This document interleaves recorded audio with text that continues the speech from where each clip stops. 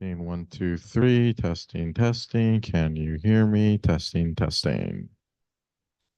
Testing to see if the captioner can hear this. Testing, testing. Testing, testing. One, two, three. Testing, captioning. Testing to see if the captioner can hear this.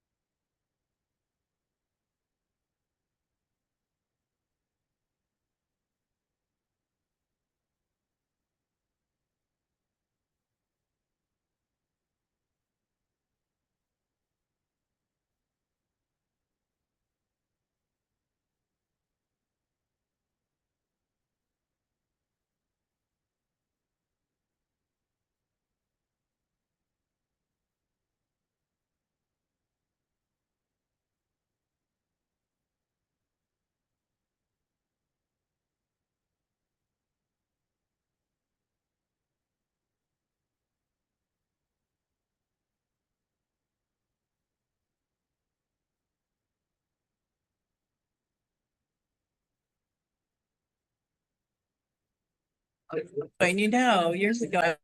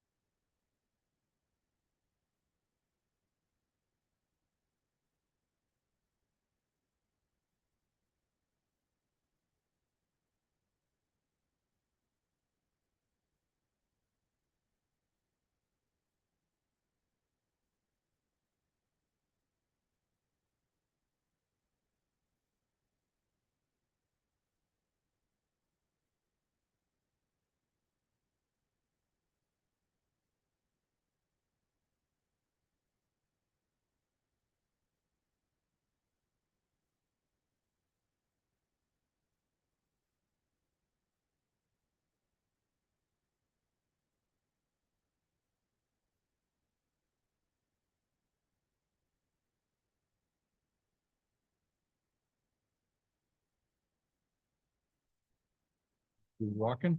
Yes. Coaches,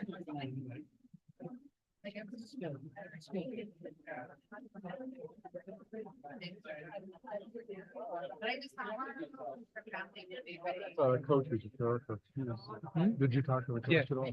Yeah. Okay. All right.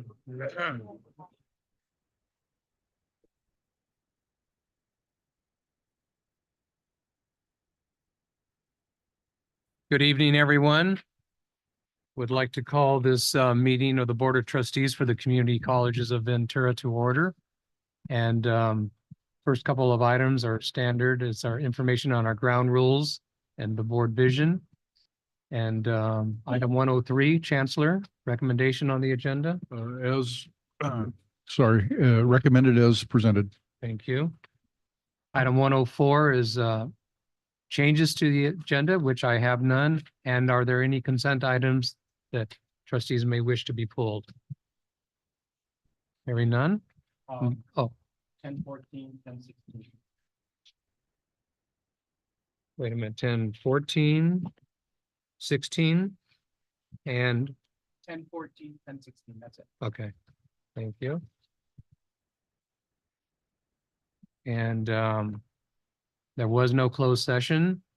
And item 3.01, pledge to the flag. Student trustee, would you lead us in pledge of allegiance?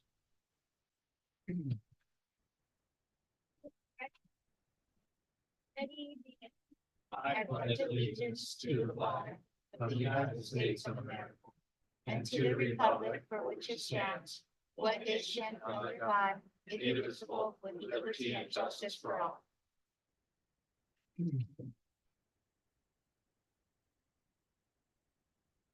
Thank you. We come to public comments. I have two speakers here present. I'll ask one. The first one is Dana Boynton on item 1503. Do you want to speak now or at that item? Go ahead.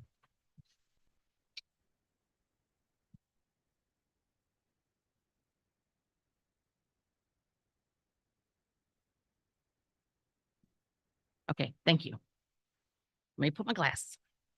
Good evening, Board of Trustees. I am Dana Boynton, a library technician at Ventura College.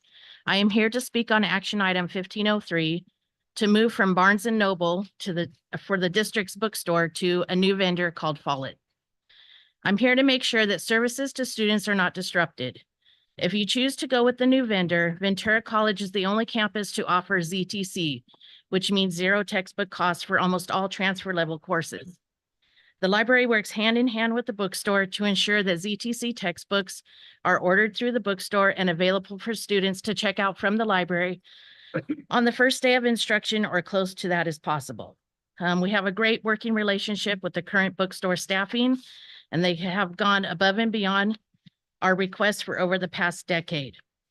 I started with the district in 2007 when the Women's Reentry Center closed and all of Faith George's textbook collection was transferred to the library. We continued the textbook lending program. This was a donation-based program, but over time, with its huge success, we received funding from Title V and VC Foundation. Even with funding, it was a struggle to build a relationship with the bookstore. At first, they were apprehensive to give the library any adopted book list. We had to show them and prove to them that we were going to purchase all of our textbooks through the bookstore for our collection. Over time, we have built this relationship and worked seamlessly together. I want the board's commitment tonight that if you choose to go with this new vendor, that you will hold them accountable. The library will have a very short window of time to request adopted textbooks and to get the book list from the new vendor, check the library inventory, order the new ZTC materials, catalog and process them before the fall semester. Again, I'm asking you, as you make this decision, you are the decision-making board in this district, that if you would please commit to me, I'm committing to you tonight to have a seamless transition if you choose to work with this new vendor. Please do this for the sake of our students. Thank you. Thank you. Thank you for your comments. The next speaker is Marianne Krause regarding 1501. The district. Marianne, are you here? You want to? Okay, thank you. And then we do have two written comments were provided, essentially both the same regarding the pilot program on remote work. And with that then, Trustee Chancellor. I believe I read in one of the written comments that we received, a question within Records Freedom of Information Act in regards to the person not receiving the information requested. My name was actually listed in that because I believe our March or February meeting, I asked a question and also got board consensus that when that information was provided, we would get a copy of it. I believe it's a seniority list. I'm going to ask the same question to you, Chair. Do we have a unified voice here that this person's asked for information, and can we make sure that we do our due diligence of providing this public information? That has been asked and responded to by the Chancellor. I'll refer to the Chancellor again. And Yes, in response to your question. we've fulfilled, I don't believe we have any outstanding public information requests, do we? So we've complied with the, both the spirit and intent of the law with this. We have no outstanding public information requests at this point. Okay, so because we're still receiving a public comment Mhm. that says something else, can we go back to the original commitment that staff made to the board that we would receive a copy of requested information that went out so we can see what was requested and to see what information? I'm not sure what you're, Okay, so Yeah, and I'm not sure I can recall at this time, Trustee Chancellor, with all honesty, with in all clarity or recollection, what that specific request was, or what, if any, board consensus there was too. So we can review the record, or Well, if there's. I can make the statement again. Okay, sure. If we have provided information to the public of what was requested and we have fulfilled our duty in doing that, Mhm.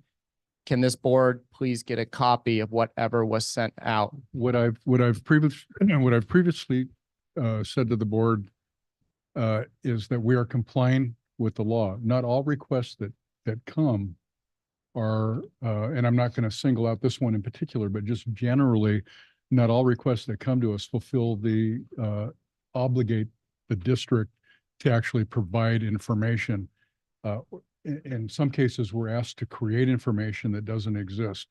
So, so in responding to a request, there may be no information that goes back that would satisfy somebody who's inquiring or looking for particular information because that information doesn't exist. That's the explanation that was provided to the board previously, specifically to this one. So not to take away time from our meeting, but can staff, and I'm going to ask Chair Perez, can we get a synopsis or a summary? Because there seems to be a disconnect because we're running on 6 months of public comment of a member of the public asking for information. So not to take time away from the meeting, but can we get a summary from staff of what exactly has been requested and what exactly why we I can't? can rework the information that's already come to the board if you'd find that helpful. Well, we haven't received anything written. That's not true. I mean, that's not correct. I'm sorry. It's, but we have, Okay. we'll, with all due respect, we'll go back and look at it and resend it to the board. Appreciate that. Yeah. Thank you. Okay, item 4.01 and 4.02, we acknowledge new employees and retirees, and typically that's handled through the various reports from the campus communities at this later on in this meeting. Item 404 is the recognition of Ventura College men's tennis team 2024 state champions. There they are. They're in the house.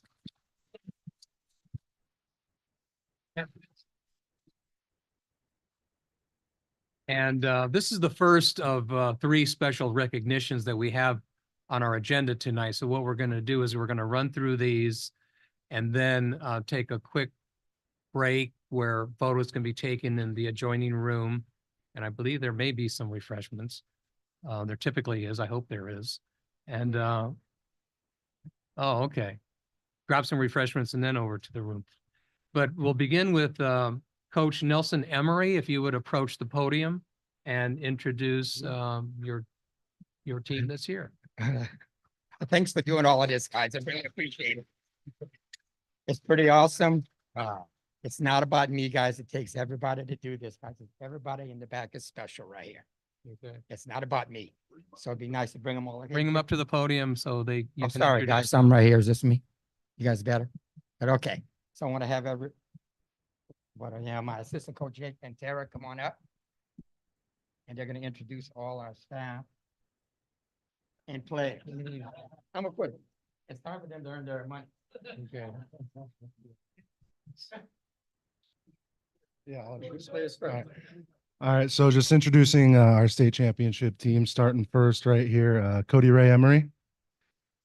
Come on up to the podium. Next to him, we have Robinson Pelliot. And then Tiba Verskave.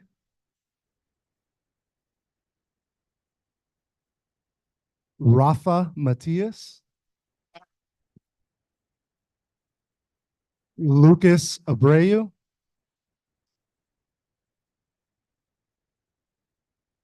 Edgar Loquin.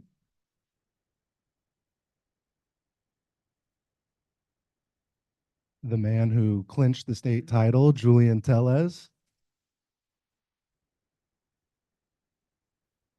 Luca Falvo. Missed you guys in the back, sorry. We got Nate Capella in the back over there as well. And Leo Pham Kobayashi.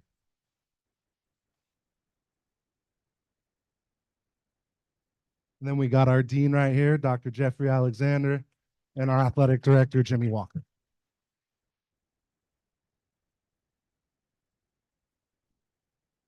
Thank you all. Thank you, State Coach. champions right here, guys. And next week, Yeah. pretty awesome. Fantastic.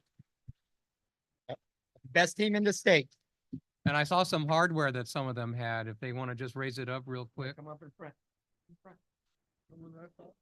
These guys cleaned up, guys. They got the Ojai title this year. Got the state championship title. And All right. they're all great kids too. Great. That's number one. Chancellor would like. I to- just want to just add my congratulations and thank you all for being here. Stick around because we do want to get some pictures with all of you. And just one question is there any pickleball in your future? No. Ooh, no. Too soon? Very good. We like it. Strike that from the record. Okay, thank you. And grab some cookies and we'll see you next door. Okay, item 405, recognition of associated student leaders for this last academic year. I'll hand it off to our student trustee, Damaris Figueroa. Can I just say this is a great group of student leaders, and I am so happy to have worked with all of them.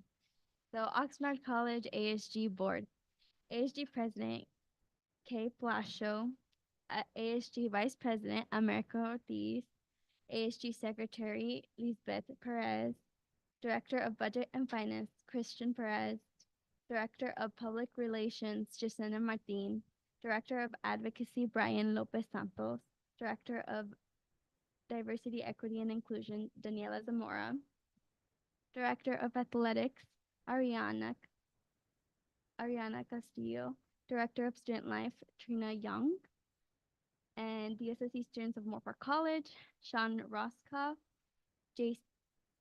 President, Vice President JC Alipo, Academic Affairs Sage Tollefson, Budget and Finance Scott Liam, Campus Events Ethan Gray, Constitution and Standing Rules Tara Pai, Public Relations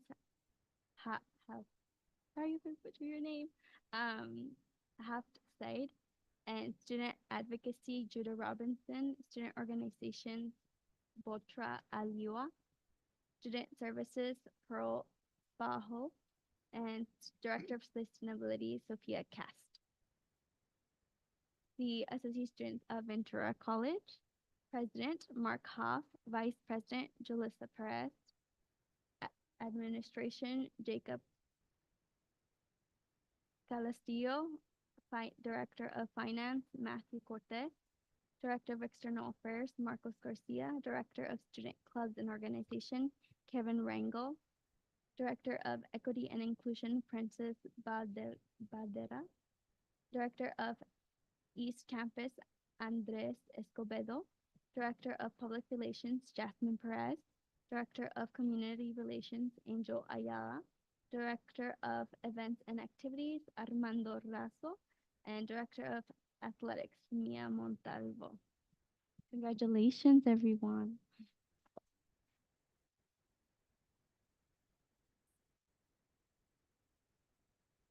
Thank you. And so item 4.06 is a certificate of recognition for student trustee Damaris Figueroa. And I will read it here to you. Certificate of recognition, the Board of Trustees, Chancellor, Presidents, faculty, and staff of Moore Park College, Oxnard College, Ventura College, and the District Administrative Center recognizes Damaris Figueroa, student trustee. VCCCD presents this certificate of recognition to Damaris Figueroa for your outstanding year of service as student trustee to the board, students, and VCCCD. We acknowledge your outstanding contributions and appreciate your commitment to engaging students and providing a vital student perspective on important matters. Your focused leadership to advance the district's mission and priorities of diversity, equity, inclusion, and social justice are commendable. Your advocacy and student perspective have been invaluable and created a lasting mark on important decisions affecting students. Thank you for your exemplary leadership and example. We wish you continued success in your future endeavors. Recognized on the 14th day of May, 2024, signed by all members of the board and the chancellor. Congratulations.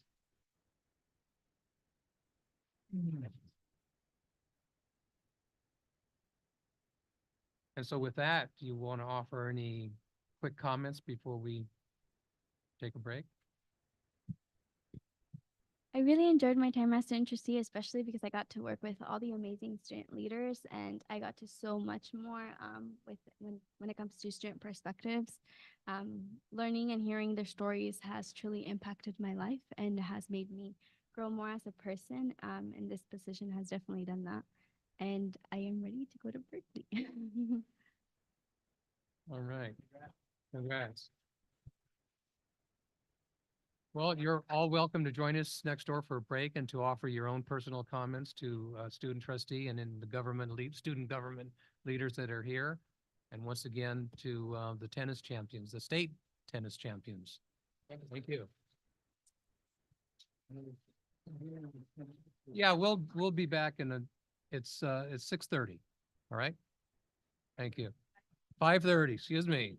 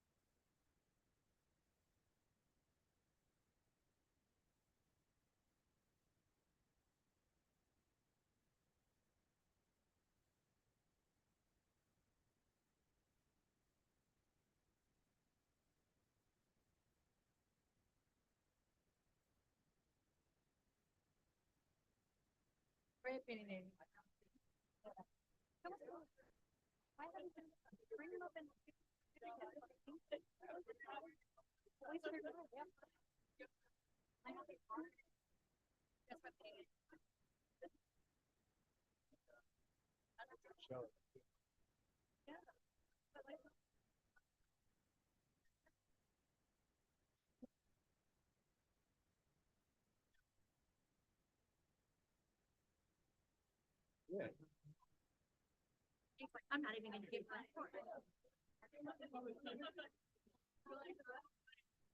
Did you get my email? No. I confirmed, we have the most time, and then When you say your name. And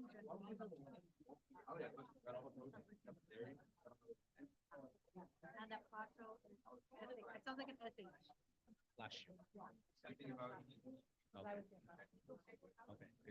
Where is it? Answer me.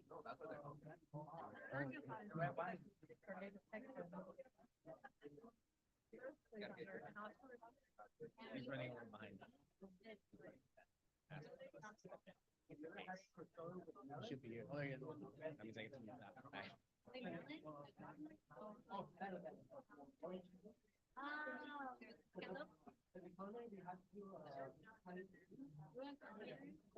I love Florida too. But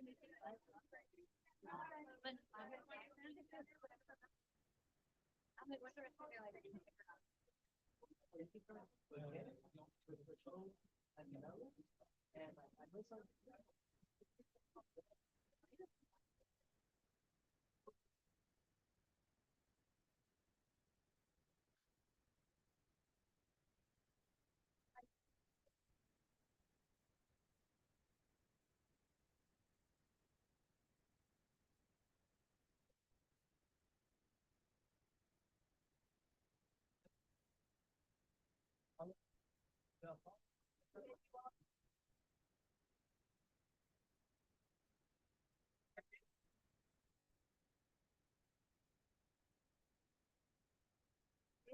So excited. So happy for you. I know. How far are you? Having your left, I want to quit every single day. You can't quit. I know, but I do. No, I figured out a topic, but Well, that's good. I don't have my research questions, but I at least have a topic. That's the biggest hurdle. Didn't really? I mean, it's like, yeah, We call him Dr. Dan now. that's right. Yeah. Yeah, 3 years. A lot of work. We used to say, I do class and he would do class. We, during Yeah. the board meetings, we sit in separate offices Yeah. and he do his online class. Say that loud, loud. I know. Yeah, USC. yep, yeah. Organizational change and leadership. Yeah, I got scholarships, which helps. Okay. And then there's, you know, a little bit of a doctoral stipend once you get it Yeah, here. that's right. So help with the student loans. Right. So, you know, but yeah, I'll be paying it off for the next What? 10 years about. Yeah. Whatever. Worth the long run. Yeah, I think so. I mean, definitely. Plus the experience of Yeah. with some of the faculty and people that I met in the program. Yeah. Just like lifelong friends now, just the quality of the instruction and people, it's so worth it. So worth it. You can't really put a price on it. I mean, That's fair. I think about some of the schools my kids are looking at, and what I paid for 3 years is 1 year at some of these schools are looking at. Yeah, yeah. Yeah. My youngest son was, had a half scholarship to NYT. And even with half the scholarship, it was more per year than my whole 3-year program. Oh my God. Wow. Yeah. So, Wow. yeah, That's the price of school. very pricey. It was one of the prices. I mean, that, like, we couldn't afford it, but I mean, Yeah. honestly, by the end of the 4 years, it's like 500 grand. How are you? Right? Like, who could be like, that? So for us, it would have been 250 because he had like 4 years of half. 4 years. And I'm like, it's like 100 grand a semester, or 100 grand a year. Wow. I know. There is no break, but We used to be, oh, and so my other son was part of the movie, and we had saved $30,000 for him for college. He spent that in 1 semester at the University of Montana. One fall semester, 1 academic semester with room and board and living and going to school, 30 grand. Like, well, there goes that 30 grand, right? Like, I mean, and it took us a long time to save that for him to go to college, not in 1 semester. That's like, it's so, well, that's, college is such a good value, especially when we're starting off with our bachelor's programs. I mean, for 12 grand, for your entire, like, the whole drop, I'm like, let's just charge them at the time of the, we're the cheapest thing going.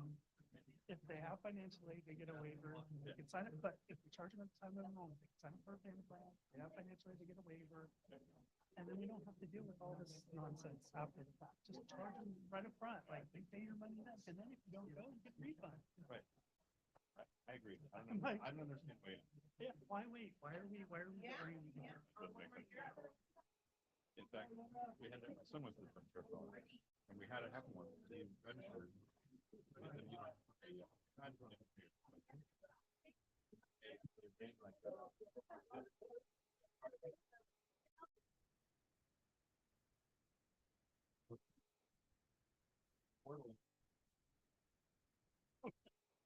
Okay. We tried to pay. Yeah, You gave us the money back, now we have it.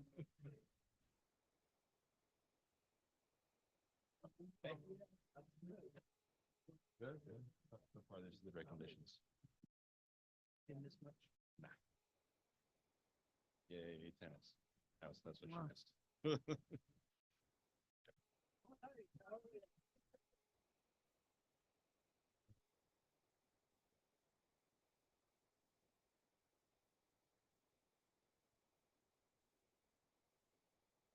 Getting some water. Nice to see you. Good to see you. Ah, Luis was in for you. briefly. Yeah, I was planning, take my son to go, for an interview. Oh, ooh, hey, making money interview? Hey, hey. I gotta collect my 15%.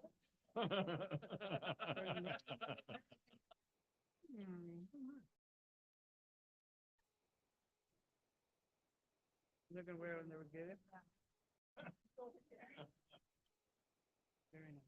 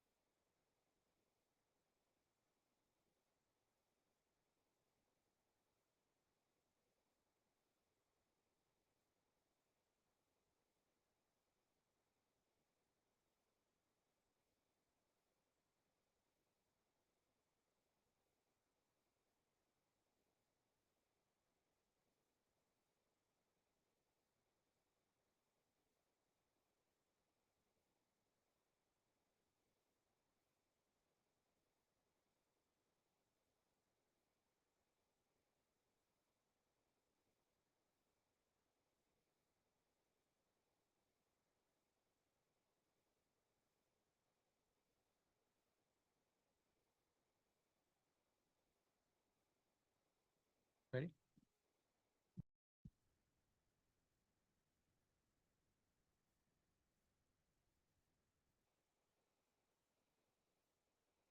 Okay, welcome back, everyone. Coming back to our agenda, 5.01 is the classified Senate President's report and consultation. Alex.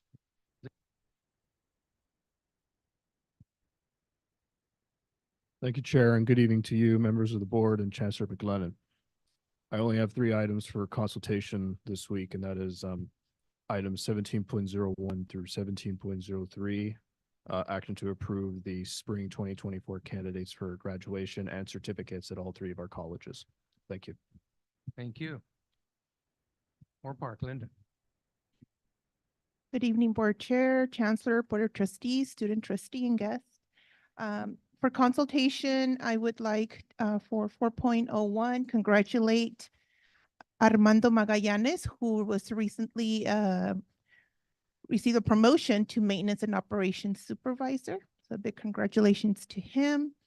And then just a big congratulations to Ventura's men's tennis in obtaining the state championship. And then recognizing all of our student leaders.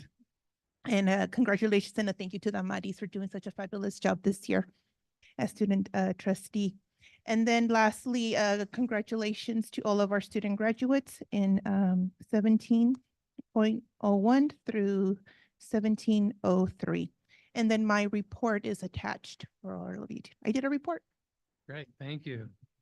With all that you've got going this final week, I'm blanking. Good evening, trustees, student trustee Figueroa, and Chancellor McLennan. My name is Michael Hayden. I'll be serving as the classified Senate President at Ventura College. A written report was provided and is attached to the agenda. I would like to start with the consultation item 4.01. We'd like to congratulate Kelly Bruns for their appointment as Senior Administrative Assistant and Yvonne Correll for their appointment as bursar at Ventura College. In consultation on 4.02, the classified Senate would like to thank and recognize Mitchell Cervantes for his dedication and service to Ventura College. The classified Senate would also like to offer a big congratulations to the VC men's tennis team on winning the state championship.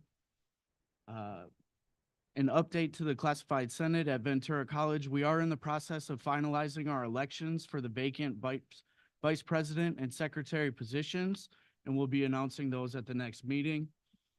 The classified Senate would also like to recognize the Classified School Employee Week is May 19th through the 25th. And the Ventura College Classified Senate would like to recognize and thank the classified employees for their tireless effort and contributions in support of our students. Thanks. Thank you. Anyone else? Not tonight. Online? No? Okay. Brings us to 5.02, Academic Senate President's Reports and Consultation. They're both looking at you, Matthew. Good evening, trustees, student trustee, chancellor, colleagues, and guests. This is Matthew Morgan from Academic Senate President, Moore Park College. Regarding 4.05 and 4.06, I would like to congratulate all of the student leaders. Thank you for working with us to improve our institution. 12.01, recommend approval for the wonderful new employees, Stuart Jaffe, Fatima Baldiwala, Wesley Beard, Yvette De La Vega, Melanie Franco Ramirez, Mary Griffith, Urshia Melchizedek, Kathleen Rowley, and Lisa Sandoval. And our wholehearted support goes out to action item 1701, way to go graduates and certificate recipients. For the report, we had our Academic Senate annual awards brunch today. We celebrated our part-time faculty of the year, Felix Massey, our classified employee of the year, Crystal Salas, our manager of the year, Oleg Bespalov, our faculty of the year, Tracy Tenenhouse, and the Academic Senate President's Award recipient, Eric Lopez. We also celebrated our retirees who collectively provided over 290 years of service to our institution. When so much collective experience and wisdom is lost, I am reminded of how valuable structures and processes are to the functioning of large institutions because they provide stability throughout these outflows of retirees and subsequent inflows of new employees. We were happy to thank the following people for all of their service to our institution and ultimately our students: Rex Edwards, Maria Martin, Peter Finfrock, Gerardo Gonzalez, John Baker, Leon Colvin, Scott Colvin, Helga Winkler, James Arturo, Christy Rossi, Jerry Mansfield, Chuck Brinkman, and Kushner Databoy. Thank you. Thank you. Hello, Go ahead. board. Can you hear me? Do I need to Yes. hold it? I'm Teresa Bonham. I am Oxnard College Academic Senate Vice President, and I'm here in Dolores's place today. I'd like to congratulate the students who were recognized, especially some of my former students who I saw recognized as well. It makes me very proud. I have a report from Dolores, and Dolores wanted me to share that on Monday, April 29th, we held the grand opening of the OC Honors Program Center, sharing space now with the University Transfer Center. The OC Honors Program was launched in 2019 and currently consists of 55 students. It offers honors courses in a range of disciplines. To enter the program, students must have at least a 3.25 GPA and complete the online application. While in the program, honor students must maintain at least a 3.25 GPA and pass their honors courses with at least a C. To complete the OC Honors Program, students must complete at least 15 units of honors coursework. Completion of the program is recognized on the students' transcripts and during graduation. OC honors students work one-on-one with honors faculty and staff, developing their critical thinking and analytical skills through specifically assigned research-based projects of their and/or their professors' choosing. Members of the honors program now have access to the new Honors Center, where they can meet with the honors coordinator, Jen Wilson Gonzalez, and honors counselor, Letty Mojica. Use the facility's computers, study, grab a snack, and hang out with fellow honors students. This is a great space for our honors program and to grow and students to connect and thrive. OC agreed to pilot a ranking system of recording student learning outcomes in Canvas over the summer and will revisit the binary aspects in the fall. We have 5 faculty attending the ASCC Summer Intersegmental Common Course Descriptors Discussion: Claudia Moreno Parsons and Christy Lopez Boland for English, Samantha Marshall in psychology, Lilia Ruvalcaba for math, and Gloria Guevara for political science.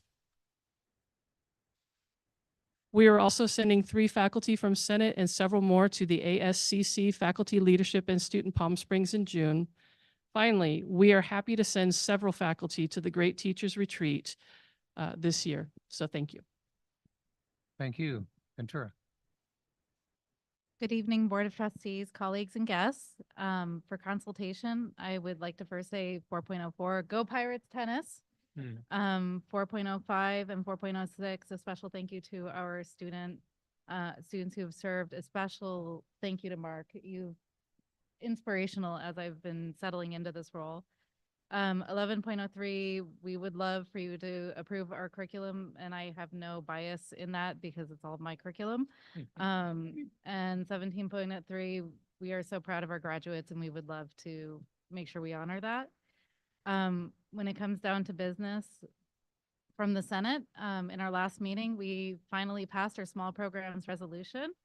The resolution now notes several examples of opportunities faculties in small programs have not been able to gain opportunities for leadership, professional development, and also sabbatical experiences. This resolution has additional detailed information such as a proposed determination of definitions on what a small program is and proposed procedures. The secondary part was not approved at this time because they want to spend more time working on it and being more intentional with it. But to give you a little preview of what the resolution was, whereas it is mandatory to maintain full representation of faculty in positions of leadership throughout the Ventura College campus to best facilitate and support our diverse programs and their students. Whereas current policies exclude faculty from small programs to equitably participate in leadership roles, professional development, and the sabbatical process. And whereas without consistent and diversified faculty leadership, current policies and practices threaten program viability and integrity. So the Ventura College Academic Senate resolves that administration in collaboration with the Senate must create and implement policy and procedures that is equitable and inclusive for faculty representing small programs in leadership, professional development, and sabbatical opportunities. And we resolve that administration must provide and adhere to transparent procedures, including notification of department-related discipline faculty and academic senate, which guarantee automatic replacements of full-time faculty who leave their position temporarily or permanently, separate from the faculty prioritization process, out-of-cycle requests, and program discontinuance processes. A few other little things to bring up. Last Friday, our C Committee and Guided Pathways Committee had an amazing retreat where we are looking at how to merge the two together and really intentionally thinking about how do we re-envision committee work. And so we spent a lot of time looking at that. We also chose at this time not to pass our mission, vision, values statement for the college because we felt that we need more time for our faculty to be able to contribute. And so we are working with our IE team to create a survey for feedback in the fall. And so we're going to pick that up in the fall. Our faculty prioritization work group, something I'm really excited about, is working with our College Planning Council to re-envision our faculty prioritization process so that we can make sure that there is a lot of communication happening in all realms of the process when it comes to faculty prioritization. And our administration has been really supportive of that. And so we're very grateful for that. And not lastly, we want to encourage with the upcoming negotiations around the compressed calendar and the negotiations that are happening, we would love to encourage a consistent collaborative process across both sides of our houses, that everybody's at the table together with the best intentions of getting the new systems rolled out. And then lastly, May is Mental Health Awareness Month. This morning, I was fortunate to engage in a county-wide conversation that spent time reminding us how important it is to reflect and to celebrate our successes and remember that self-care is critical. One thing that we focused on this morning was looking at the 4 pivots of a healing-centered society. And it really was looking at how do we go from having transactional relationships to transformative relationships. And so you should see in our written report an example of us trying to work towards a transformative relationship with our board and administration as the faculty at Ventura College, not all of them, but a good chunk of them, put together a brag book for you to see some of the amazing stuff happening at the college, and also to think about ways that the board and the district could be supporting us in the year moving forward. So we wanted to take a moment to be vulnerable and to also celebrate our successes this year with you. So thank you. Thank you, Trustee Torres. Whoops. I just wanted to highlight, thank you for bringing Mecha in your report and covering the history of everything that's been, I believe it was Ventura College. Yeah. And so I really appreciated that because they do all of this great work, and sometimes it's they stay behind the scenes, and myself having been a Machista, that's how we do the work. And so you brought it to light, everything, all the events, all the programs, all the leadership conference. And I truly appreciate that connection, and also bringing it back to Ethnic Studies Department. And it was so beautifully covered, and I wanted to make sure I took the time to acknowledge it because I know it's history and bringing it together and what the students are doing. And so I wanted to say thank you very much, Andres Chavez, being here. And it was a big deal, the grandson of Cesar Chavez and what we do. And not that very many people were there, but Machistas were there. I was there. There was also some community members, but it was a very beautiful event. And so thank you so much for capturing it. And your report is very much appreciated. I'm giving full credit to Rubicella in our Ethnic Studies Department. She is the one that put that forward, and she so beautifully described everything that they're working on, and it was amazing. Trustee Chancellor. I just want to piggyback on that. The last page of your report, it says how the Board of Trustees and district can continue to support Ventura College faculty. Super clear and really easy to sort of get behind some of these. But I did have one question. It was the second to last, and it said, increase the number of computer-equipped classrooms is essential. Very briefly, can you just explain maybe what the issue is there?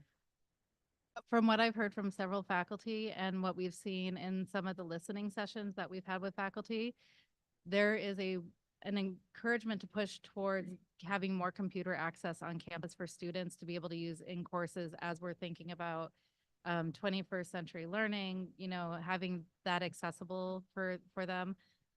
We see that in our career ed department, having that technology accessible. A lot of times we have to stop what we're doing to be able to get onto spaces where students can use the technology.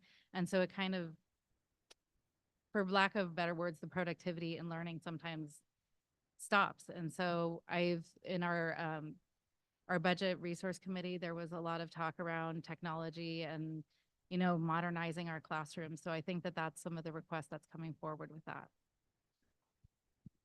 Thank you. Chair Perez? Trustee Lichtel. I apologize.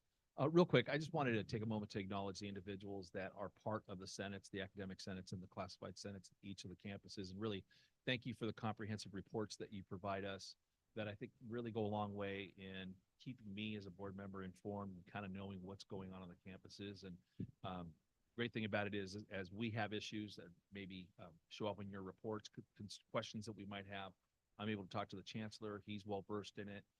He might refer me to another individual, but I think that shows that the governance process, I think, in our district is working. It's working well.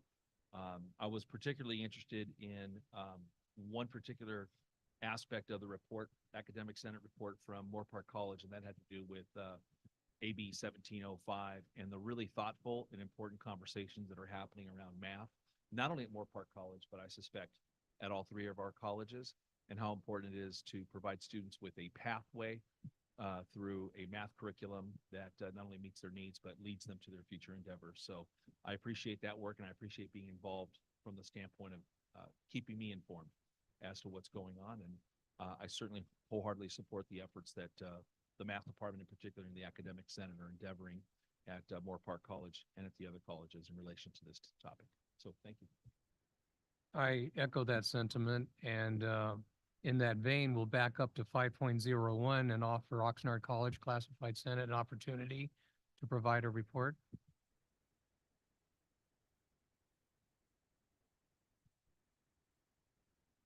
Thank you. I appreciate that. Apologies for being late. I'll be short. I just want to, on the agenda, congratulate Dr. Dan Watkins for completing his doctorate, and also happy early birthday.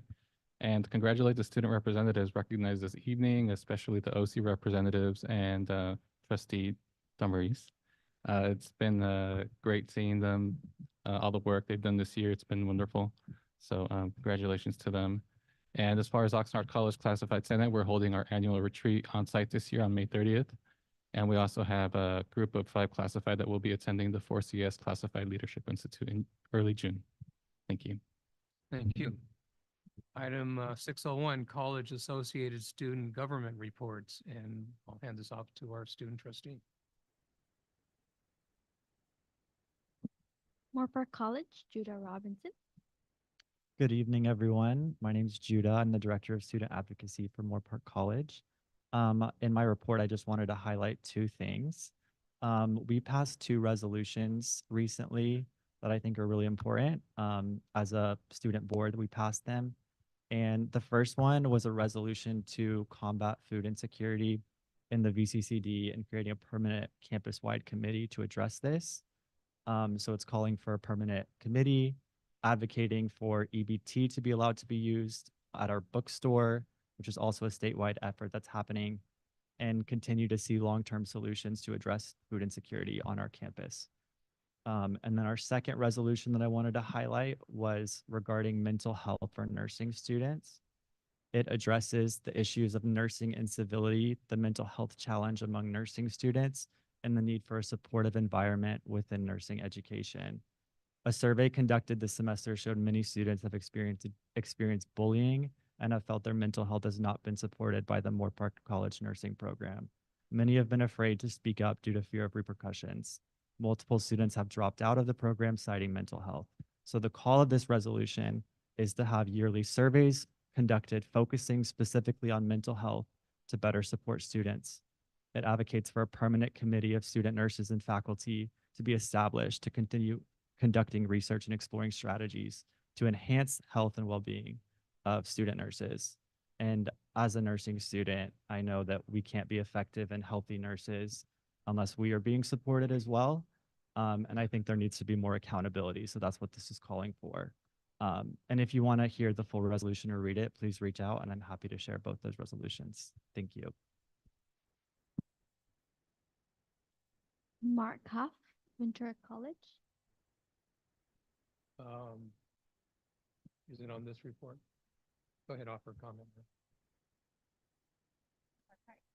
To be able to get a copy of those resolutions and for the board, I'm interested in knowing more. You made a statement about students feeling bullied in the nursing department. So for the board, I'm interested in finding a little bit more in terms of what the students are saying, a resolution of what that looks like in that department. We just went to a conference. So the trustees, we had our chancellor, Dr. McLennan, we had also Trustee Mantooth, we had our Chair Bettis, and myself. We went to the CCLC conference, the annual conference that we have. And there was a whole section at the very end in closing that talked about nursing, and it talked about a lot of the demands that come within nursing and the importance of equity and what that looks like, and especially for baccalaureate programs for our students. And so right now that you're bringing this is very relevant, particularly we just came from a statewide conference that talks about it. And so I do have an interest as a board member to find out more about some of these concerns that you just mentioned. So Trustee Bettis, I'm not sure how we can go, what would be the process, but I would like to know more information from what we have our student mentioning about some bullying taking place, I believe from the nursing department that they're mentioning. So I'm interested in knowing more. Okay, we'll make note of that and see what, I don't know how best to respond at the moment, but imagine the college itself is addressing the concern, the resolution. I would imagine any of the colleges address the student resolutions that emanate from the various colleges. So we'll Just see, so we see have how the process. Yeah, so we have clarity. Would it be possible to have a consensus within the board? Because many times it'll come back and say we didn't have, it was unclear if the whole board was in agreement. So right now we had a concern presented by our students, who we really represent. And so I would, whatever that process is, I would like to know as a board, what is occurring based on, it seems like an allegation that's being made that in the nursing department, there's some bullying. So maybe there is something that's happening with the department. So can we get an update and just some information from the district or from the college at some point? And I'm trying to see what would be the best way. Perhaps our chancellor is able to help us, but once a concern is being brought to us from the board, from one of our students, I do want some information, and I want to make sure it's clear that we reach consensus. So we have something happening and there's clarity and that this is something we want. Well, okay, I, for one, don't want to get ahead of the issue. I understand your concern, and I'm sure we all share any concern of bullying that's going on. But I think this particular issue of how the board or how resolutions ultimately work their way up has been addressed previously. And so I will get with the chancellor and we'll determine how best to respond to your interest and to a report that's been expressed in the Moorpark College report, student report. I know we've had concerns in the past with nursing programs. I know we had one a couple years ago and it had to do with Ventura College. So I know this is separate, but I do have an interest. And so as a board, I do want something, at least whether it's going to be at our next board meeting, maybe there's some information. There's probably, if something is occurring, to be brought to our attention, and whether that's here, whether it's in a closed session. And that's why I'm seeking guidance, but I do want it to be clear that this is an interest that I have in finding out more specifically of what this bullying is occurring, or if it's not, but at least some information to us from the board. Especially because there's a comment saying that students have dropped out. And so there's huge things that are being presented. And so as we're looking at equity, mental health, well-being of our students, it's something that I want to know more information about and find out what is occurring. And perhaps we need to look more in terms of the nursing program that they can give us information. But I do want to know more in terms of what's occurring. And I know that you're going to meet with the chancellor, but I think that this becomes something more about the board of trustees, because it was just brought to us as a board, and how as a board, how would we want this information or provided to us, or if we're in agreement, because I think our students need to know where we stand as a board. And so I can say for myself as a vote of one, so far. I want to know more information about what's occurring and what's taking place. And so I don't know where the other board members sit. And I think it's good for our students to hear. Trustee Chancellor, did you want to say something? Well, I just want to comment on, I think the gray area for me is the procedures embedded within when we receive resolutions. Because Chair Perez, you mentioned that we've discussed that, but I don't have any clarity on that, on a policy or a flow chart of when we receive them. And I know it's not on our agenda tonight, but it will come up in our admin services notes, like the parking resolution we received in regards to unhoused students. So we received that for 2 years, and what is the correct policy to follow in the role of trustee, the role of at the colleges themselves and at the district level. So this is another example that we've received a resolution, and do we have a formal set way of responding to it? And if it's going to come from the college, great. But because this resolution was delivered to the board, I'm going to support Trustee Torres on this. I would also like to be kept in the loop of information of that response and how it's handled. So that's where I'm at with it. Yeah, and I want to clarify, we didn't discuss the process of the resolutions. It's just, it has been brought to our attention similarly in the past. That's all. Thank you. I meant. Okay. Chair So, Perez, Trustee Lichtel. I'd like to comment on the item only from the standpoint of, if there's anything happening within one of our programs, I would assume, and if that's not correct, then obviously that's a different discussion, but I would assume strongly that there is staff in place that is able and capable of addressing those issues, and that we have policies and procedures, and students know the procedures that they need to follow in order to either file a formal complaint or follow up with a staff member related to any issues that they may have. And so I would say that, from the standpoint of this issue coming to the board, it doesn't seem like it has come to the board as an issue.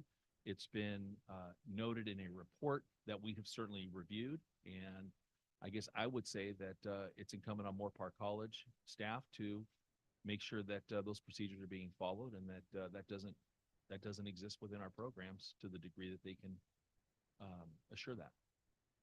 But I'm not sure that we need to take on this topic of bullying based on this report as a board. I guess that's my standpoint, and that doesn't minimize the importance of the topic, but there is a process that we have in place to follow in order to address those issues. Trustee Mantu. Focusing on Trustee Torres' request to know the position of the board on an issue like this. And I think it's fairly clear, it's clear to me at least, that there's no place for bullying in any program or any corner of any of our campuses or this organization. That's number one.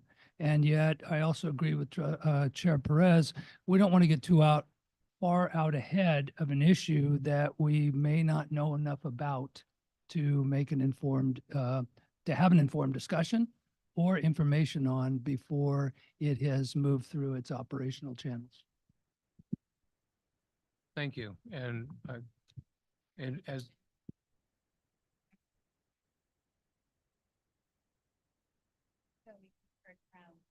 For trustees, so it'll just, so we need a total of 3 trustees to be able to say whether we want some information. All I'm asking is for information to be provided to us. I'm not here to dictate or to discuss.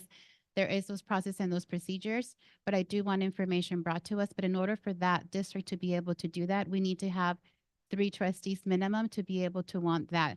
And so at this point, it's Trustee Chancellor and myself. And so Chair Bettis, we need just to hear your perspective. And if you're in agreement with the other 2 trustees, then it is what it is. well, before I comment, student trustee, do you have anything to offer?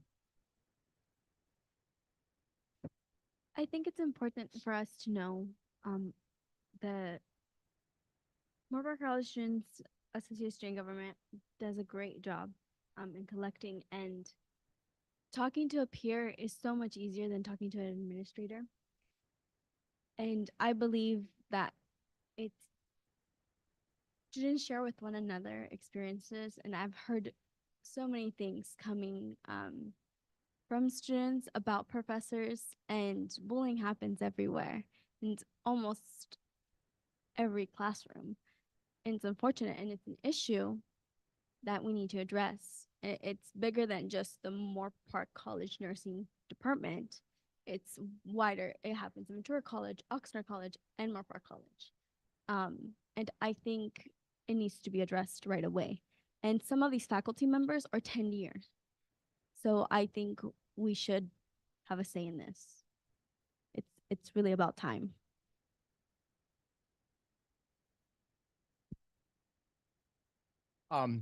I totally recognize that we're in the report zone, so I'm Yes, gonna thank you, try and thank I'm gonna try and bridge both sides of the dais here. And what I hear loud and clear from Trustee Lichtel and Trustee Mantooth is operations has the capacity and can handle this through normal operation procedures. And what I hear over here is we would just like an update, and I'm gonna speak for myself, just an update of what their appropriate response is. The reason why I'm requesting the appropriate response in regards to this one, I wouldn't even call it an allegation, just topic of bullying, is because it came to us as a board. So when something comes to me, I'm not prepared to just be like, it's been handled. I want to support it being handled, but I would just like an update summary. In other words, so then when people ask me whether it's in the grocery store or at a formal meeting, I can say, the district did the following. If you have any other questions, please contact the district, because I'm going to speak for myself. I want to support operations. I want to support the district. It's hard to do that when we don't know what the appropriate response was. So I'm just echoing, I'm trying to bridge. I don't think there really is a distance between us. I think there's, maybe there's already been a response. I don't know. And I think I agree. I think we're getting ahead of it. I would just like an update response from the chancellor's office or from operations of what occurred and or potentially occurred or what didn't. And that's it. Hope that helps. Well, but look, You go ahead. I mean, unless you have something to, we're getting farther afield from a report matter. And I will just say, as I mentioned earlier, I don't want to get out in front of any issue, because then we run the risk of running afoul of our governance process. Okay. And as Matthew Morgan from Moore Park College Academic Senate mentioned his appreciation for rules and procedures in a large institution, I too share that respect and appreciate the benefit of having governance procedures. And so by this extraneous conversation, I'm sure the campus community, all campus communities will be looking at the issue of bullying, and it will be coming forward through the governance process and ultimately to this board as may be necessary. That's where I stand, and I will echo what everyone else on this board has said. Goes without saying, bullying is a no tolerance value and policy from this board. So with that, you can move on to, Chair Perez, all right, Trustee Mantle. sorry for wanting maybe the last word at this point on this and adding a couple of more girders to the bridge. I think that it is very important that this board be informed of issues, and yet it's a matter of when we get informed. We may not be informed within the next week or 2 weeks. We may be informed sometime in a longer timeline. But I wouldn't want anyone in this audience or anyone listening in to get the impression that there is any member of this board that feels like this is a back burner issue and that we're going to take our own sweet time with it. Thank you. Okay. Mark Hoff, president of Ventura College. Good evening, Board of Trustees, Student Trustee, and Chancellor. I just wanted to briefly go over my report that was submitted. There are 3 important dates, or actually 2. On this Thursday, we will have the scholarship award ceremony for our students that will be held at the Sportsplex Stadium. And then we're also honoring our students this Friday at 10 a.m. Happy graduation. I wanted to honor 3 student leaders, Armando Raso, Princess Balderas, and Julissa De Luna. They showed exemplary work within their respective programs. Armando was a director of my board this year. He actually is transferring to UCSB. We have Princess Balderas. She was a part of my board as well, and she's transferring to CSUN. And then we also have Julissa De Luna, who is transferring to CSUN as well. I have included a message and a send-off to our fellow graduates.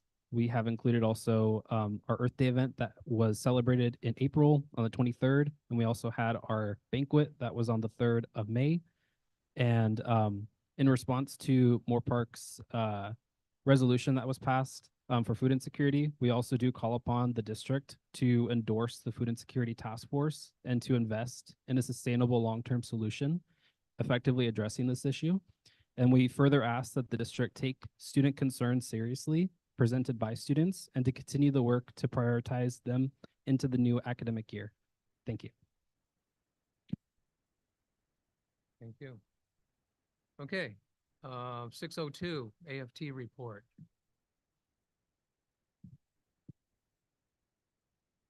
Oh, it's not coming on. You'll get used to it. Hello? All right. My name is Nathan Cole. Unfortunately, Lilia could not be here. I'm a last minute replacement. And I was very last minute. I had a doctor's appointment in West Hollywood and somehow got here in an hour and a half. So it was important. We don't have really very much to talk about except what's been on most people's mind, and that is the compressed calendar. We have major concerns.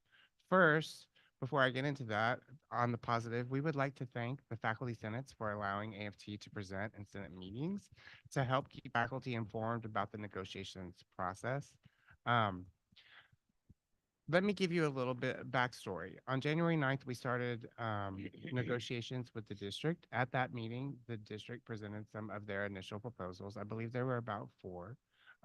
The AFT compressed calendar negotiations team since then has been working very hard this entire semester to fulfill our due diligence to represent faculty in this very important initiative.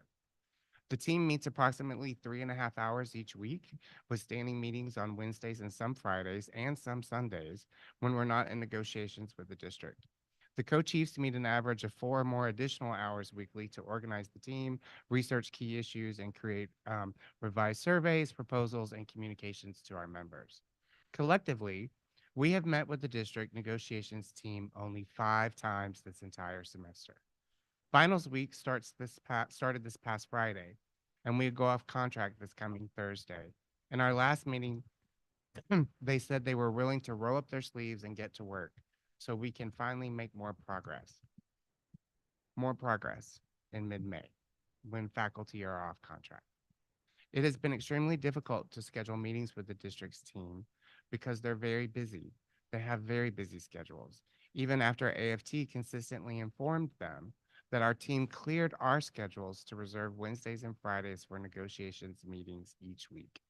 This continued obstacle stood in the way of progress towards an agreement, although we've been ready to negotiate all semester. You do the math. That's what, 18 weeks times 2, that's 36 meetings. And we were only able to get together 5 times. Keep in mind, we are all contracted faculty. We are hired to teach. And we not only teach, but we serve on committees and we run programs, we meet students. So we have busy schedules as well. We understand what it means to have to sacrifice and have to move things around. We cannot do this without both sides at the table. Why is this important? On April 21st, 2024, we presented the district with our full proposals to 6 major articles and the calendar itself. At the same meeting, the district presented their counter proposals on the first 4 articles we had both presented. On Friday, May 10th, the district started with the implication that AFT was holding up the negotiations process. Now, at the end of the meeting, they said that that's not what they meant, but that's definitely what we walked away with. Their chief negotiator stated the district was already behind with the implementation of many support systems needed to successfully launch an academic year within a compressed calendar, and they weren't sure if they were going to be able to make the fall 2025 deadline. In addition, the district gave us a compressed calendar history lesson, failing to remember that they had provided our team members with all the previous documents from their 2 work groups. So we had seen it.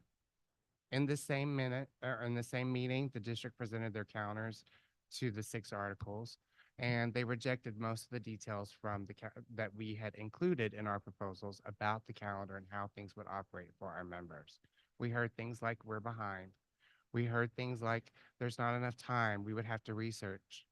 We heard things, we can push this to the next, CBA negotiations. It was interesting because through a lot of the articles, we heard language that we had used with the district when we were approached that, or we were told that we were negotiating the new plans that we hit, for Article 4. We were going to be renegotiating the plans that we just negotiated in September and that we just got in January, and that we were going to be renegotiating the refunds. Now, we learned that that was a miscommunication, but in the meantime, we sent the district an email letting them know that we were not willing to do that. The compressed calendar was a large undertaking and that we were not interested in introducing the health benefits into that process. It was very interesting how the exact same language from that email was used to defend why things were being rejected over and over and over again. Through each counter, the district continues to reject the areas of our proposals focused on the specifics of compressed calendar, reverting to their original language. This means there's little to no movement on major issues that will affect faculty, offering only one perspective to the transition. Their big ask. The district team wanted AFT to agree to enter into a compressed calendar starting fall 2025. They said that we could create an MOU. The district wanted AFT to agree to start and end dates for the compressed academic calendar so managers and classified employees can do their jobs related to getting things set up in order for it to fully launch. They also suggested that we agree to the entire academic calendar for the 2025-2026 academic year. As we left the meeting, AFT learned that an individual on the district's team stated in a different meeting with faculty that the district was not certain we will have a compressed calendar in 2025 and 2026. All of this comes directly following our near finish with presenting the district our more robust proposals. In reference to the ask, AFT holds serious concerns with agreeing to enter into a compressed calendar without all the specific details negotiated in each of the affected articles. We strongly believe the details are the most important aspect of this calendar. AFT is very aware of faculty perceptions on the compressed calendar from our recent surveys, one that literally just launched this morning. And we definitely have a robust response to it, and we understand what faculty feel about the issues that we've encountered through the negotiations process. AFT's negotiations team is determined to avoid any unintended consequences by rushing into an agreement and harming faculty rights. Their ask appears like a request for a blank check from faculty without agreeing to any of the crucial details. The compressed calendar touches numerous areas of the CBA. In the documents that we were presented on May 10th from the work group, it stated that in several places. If we agree to accept the compressed calendar without negotiating these significant details, faculty rights will be lost. We vow to continue to do our due diligence by carefully analyzing the CBA and the terms that the district is concerned about researching. But our hope is to successfully transition to a compressed calendar and one that maintains equity for all of our faculty. So our ask is this. We're not sure if this is a game or if this is a negotiation strategy, but please stop. We have had the whole semester to do this. To come to us and tell us that there's not enough time to do things that should have been done in this 5 months. How do you think that lands with our faculty members? Not real well. We're faculty. We're used to people coming to us at the last minute and explaining why their work can't get done. And so we're asking that you please help us with the district team. It could be a situation where maybe the people who are on the team are extremely overwhelmed. It could be a situation where the people on the team might need resources. How many of us in this room recognize that statement? But we really would like you to get them to the table. We're very serious about this, and we would like to get it done. However, faculty will not agree to this unless the details have been ironed out before we sign off on transitioning into a compressed calendar. Thank you. Thank you.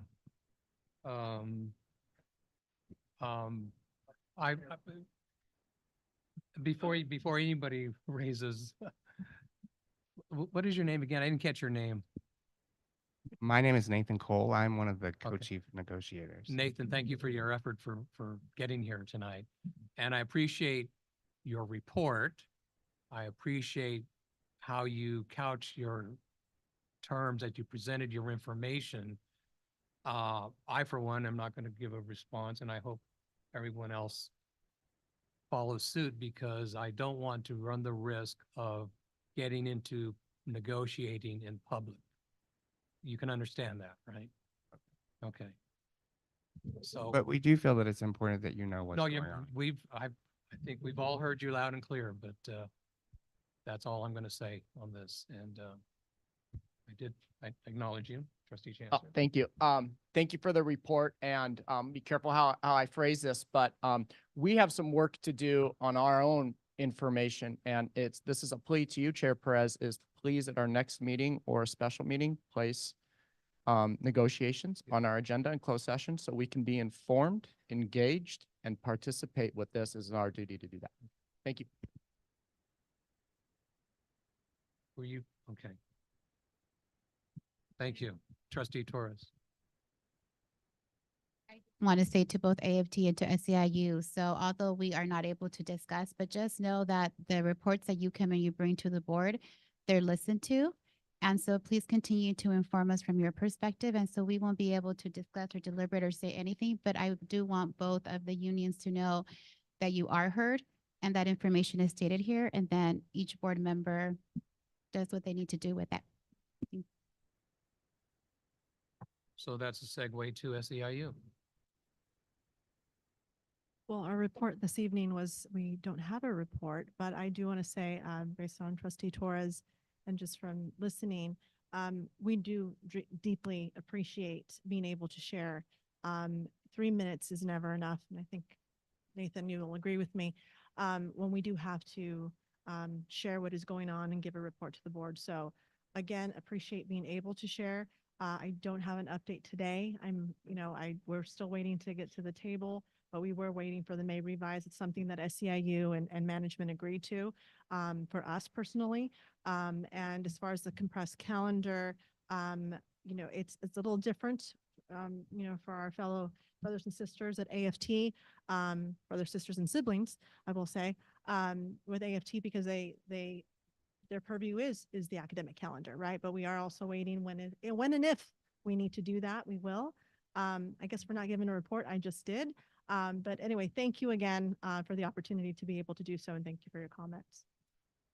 And I think I speak for the board. We all do appreciate receiving information from SEIU and AFT, and that's why I make myself available for regular meetings with AFT and SEIU, and look forward to those meetings in the future. So thank you. 6.04, President's Reports. Julius, Moore College.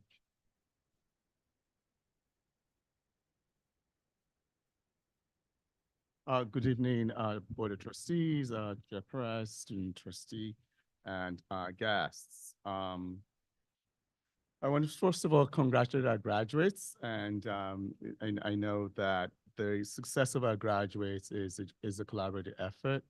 The work of our faculty, work of our staff, the work of our administrators, and certainly the students themselves. And this is one of the best days on campus when we get to celebrate their success. Also, a big congratulations to our student governance representatives. We are lucky to have such committed and diligent student government representatives who speak and support the work that supports our students. The Moorpark Chamber of Commerce identified the Moorpark College Foundation as its Member of the Year. We're really grateful for that recognition. It further underscores the work that we do with our local communities. Also, over the weekend, we found out that Moorpark College has received a $120,000 biotech apprenticeship grant from the State Department of Registered Apprenticeships. It's really kind of a plan-to-plan grant where the college is provided resources to plan having a registered apprenticeship, which is a higher level of apprenticeships, which is supported by an infrastructure from the state itself. And we're particularly interested in pursuing this effort because it supports the learning of our biotech students, both the associates degree-seeking students, as well as the baccalaureate degree students who will begin in the fall.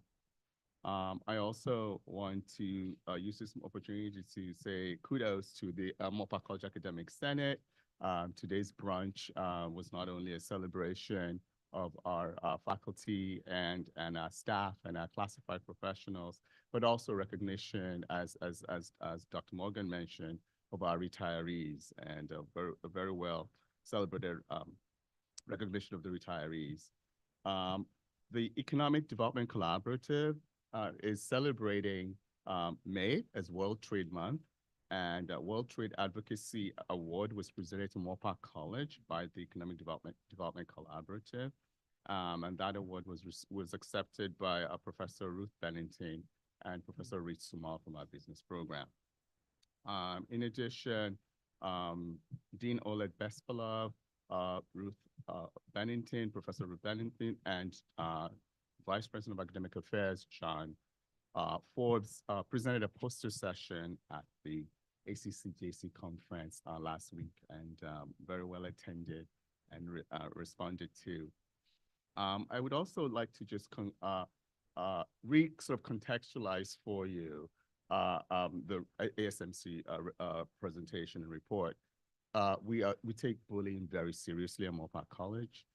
We take bullying very seriously, whether it's happening among students or between students, faculty, and staff. And the resolution was just brought to our attention last evening. And since then, the college vice president is received that a formal email from the ASMC president, and the ASMC president and the VP will be meeting with the ASMC as well as with students in the nursing program.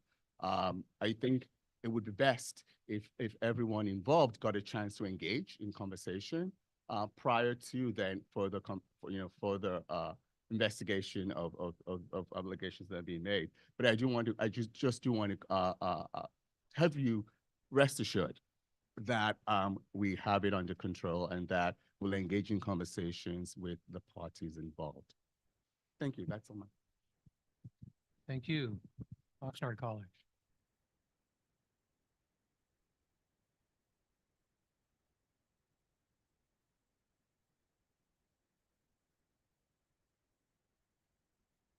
First of all, I want to start with a congratulations to our class of 2024. This morning, I learned that thus far, we've had about over 600 students who purchased their regalia for Thursday. So we're going to have a huge turnout.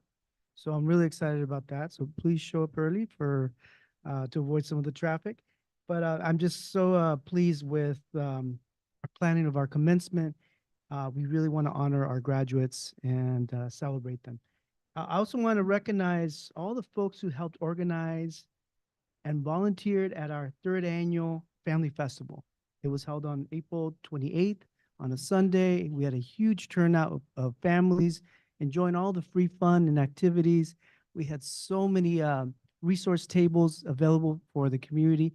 And if you follow us on Instagram, there's just a really beautiful video of the event that really captures the essence of it. So thanks to all the organizers and volunteers. I know it was a lot of work to plan such a large event, but I think it went very well.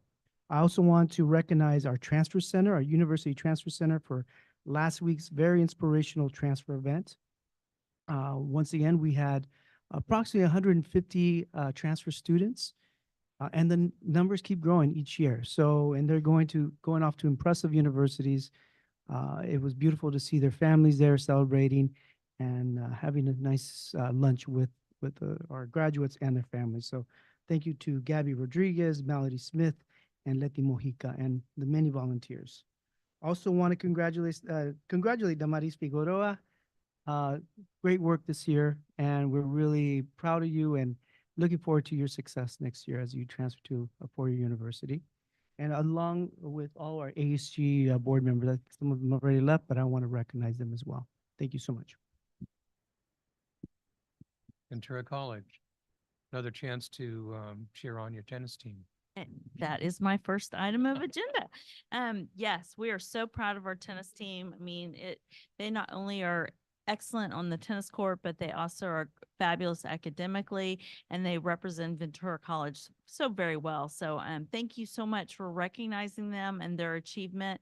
And of course, we're very proud of all of our sports teams. We had many that competed in the state championships. Our beach volleyball just did that. Our swim team. I mean, it's amazing. So we're very proud of all of our athletes. I also want to recognize our student leaders. Our ASVC is extremely strong. They're wonderful partners for us to work together, to collaborate, to make Ventura College stronger and better. It has been a pleasure working with Mark Huff, President Mark Huff, and the team, and all their wonderful ideas, and seeing many of them come to fruition. And we wish them the best as they transition to the next journey of their lives, either through academic or in job performance. So they're wonderful. Let's see. I also want to recognize last Thursday, we had our end of the year celebration, which Guthrie Hall was packed. Lots of good food and camaraderie. And I was very, my thought process were turning when Matthew was talking about the number of service years that are their retirees. So I did some quick math. And our retirees have 244 years of service to our district. So that's amazing. And I'll just recognize Andrea Alderman, 35 years, math faculty, Mitch Cervantes, 36 years, custodian, Jerry Chilcott, a locksmith, 23 years. If you know locksmith, we need one. Please have them apply for a job. Michael Clark, our welding faculty member, 20 years, Philip Clinton, geography, faculty member, 12 years, Eileen Crump, admin assistant, 15 years, Bernard Gibson, dean, 2 years, myself. I thought I was going to be the longest one. No, I'm only 31 years. Maureen Jacobs, senior admin assistant, 23 years, Martin Martella, Tello, a grounds equipment operator, 18 years, Kelly Neal, nursing faculty, 24 years, Lynette Taylor, nursing faculty, 5 years. So I hope that everyone has a fabulous retirement as we continue to keep Ventura College in our district in our hearts. And last but not least, I want to congratulate our 5,563 degrees and certificates that are being awarded this year to students. This commencement ceremony, as all of them, will be phenomenal. The bleachers and all the extra chairs we had to put on the field will be packed. So I'm really looking forward to till Friday, and looking forward to many of you being there. So that's my report. Thank you. That brings us to item 605, board committee reports. Administrative Services Committee. Who wants to, well, we have the written report.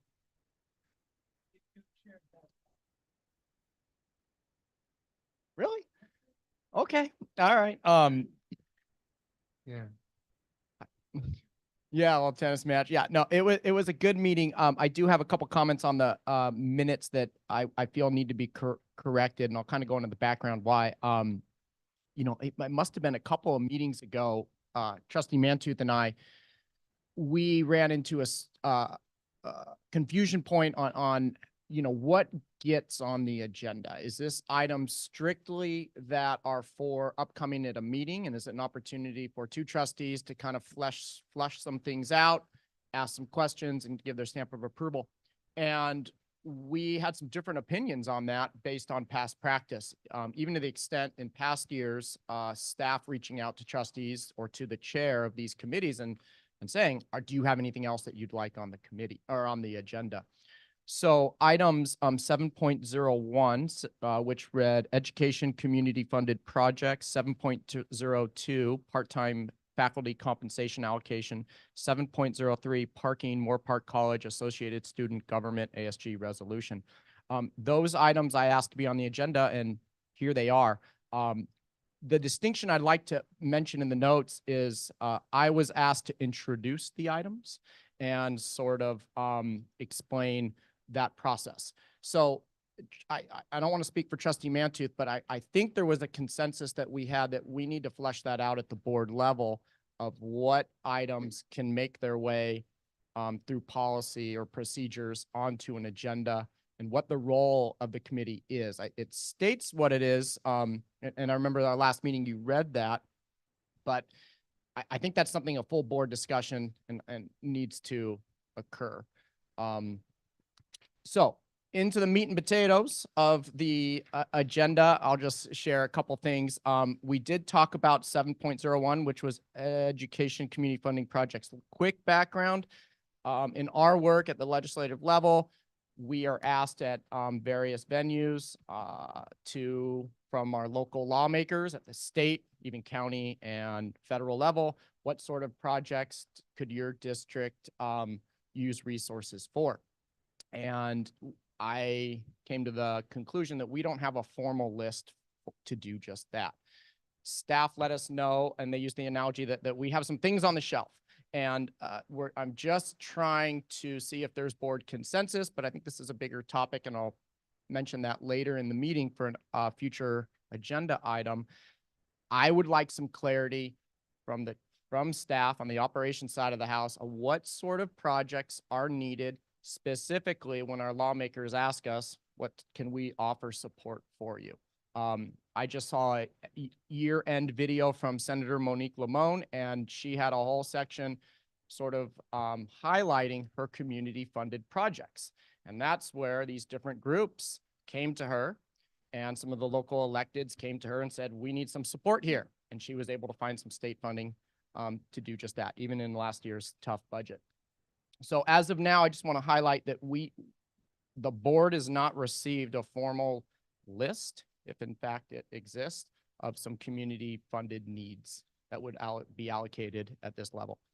Part-time faculty compensation, that was addressed, and I think the bigger issue here is discussing this in closed session, of course, because that's a CBA agreement. And lastly, 7.03, this is we received this resolution from our student government for 2 years. And I think it's a bigger topic that I would like to see at the board level, because what we heard is there's some concern and hesitation. I don't want to speak for district staff on this issue. For example, this would require most likely our police department to work beyond midnight, but I believe they currently do. This would require additional facilities. However, if it passes at the state level, there'd be some statutory funding to make sure that this can be implemented.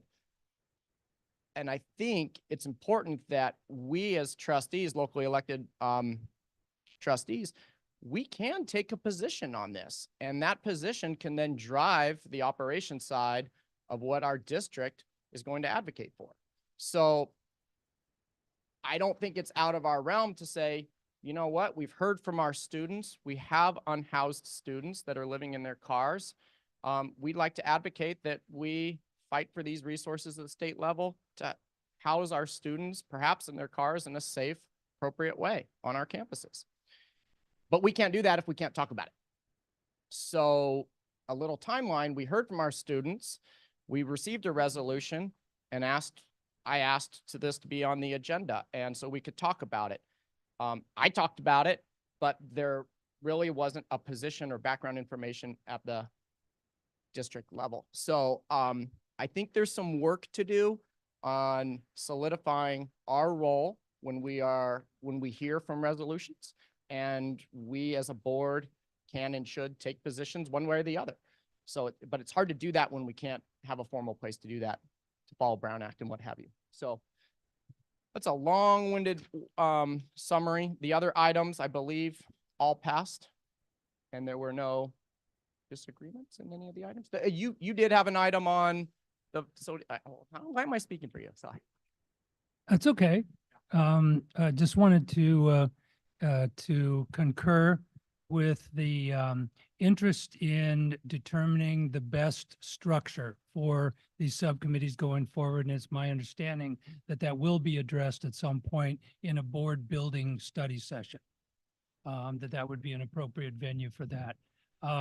Yes, we did get a look at the district facilities plan, which we did not take formal action to approve because we were awaiting, I think, a little more emphasis in a particular area of that plan that we didn't see.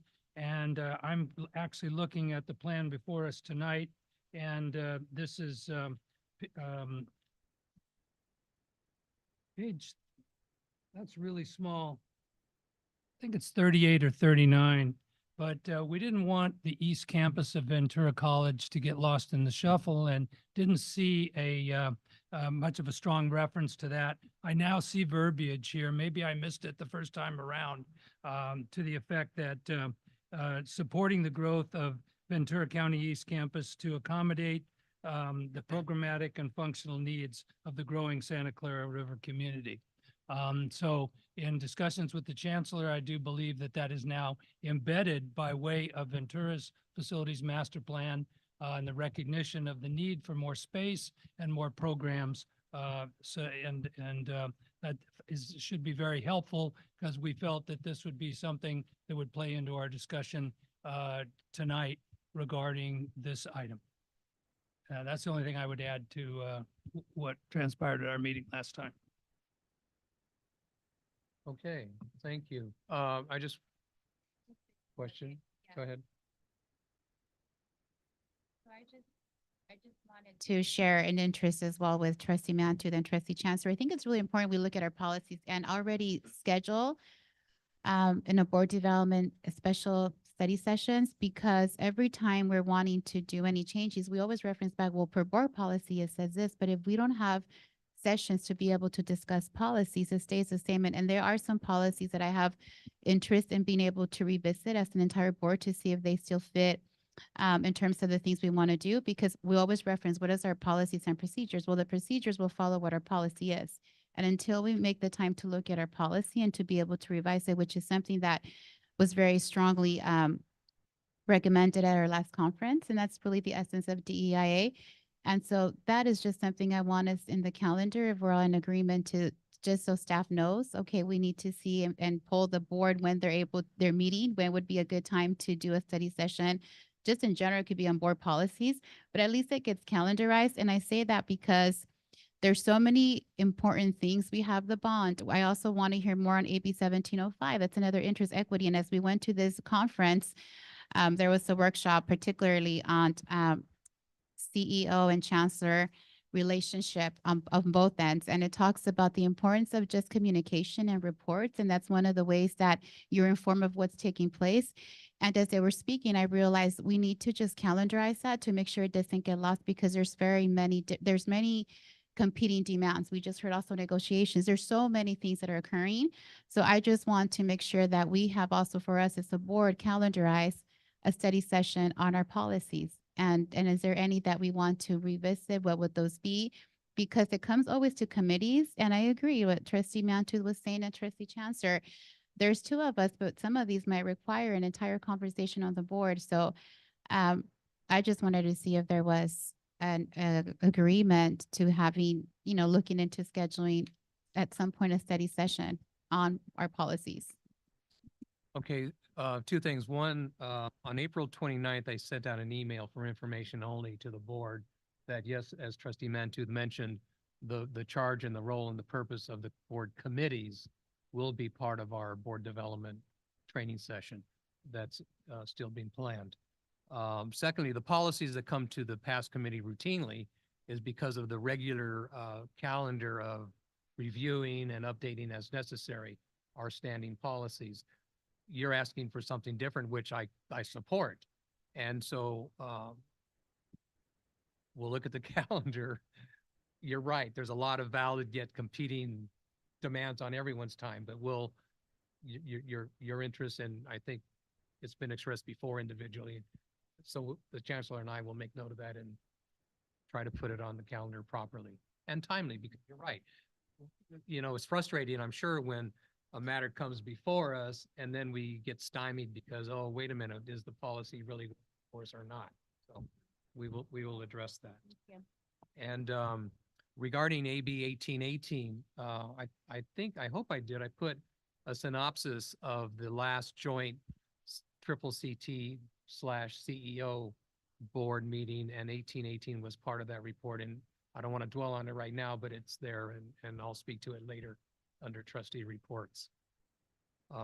So thank you. So with that, we can move to the past committee, please. So for the past committee, you have the notes in front of you or the minutes, and we discussed just some revisions to the previous minutes.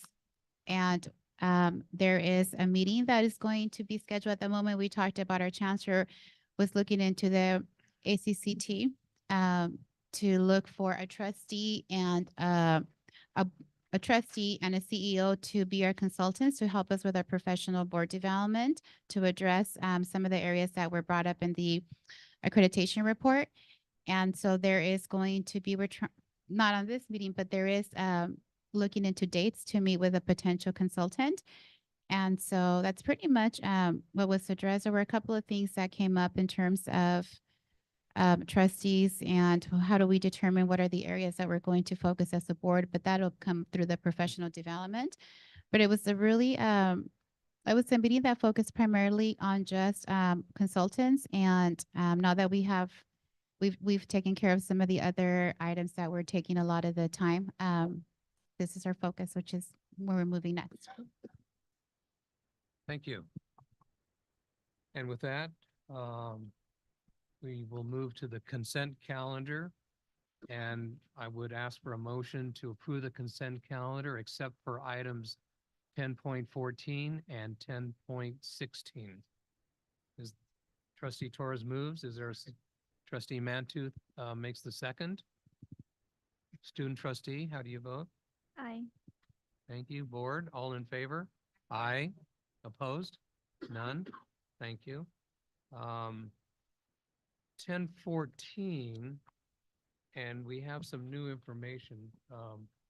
Chancellor, if you want to introduce this item.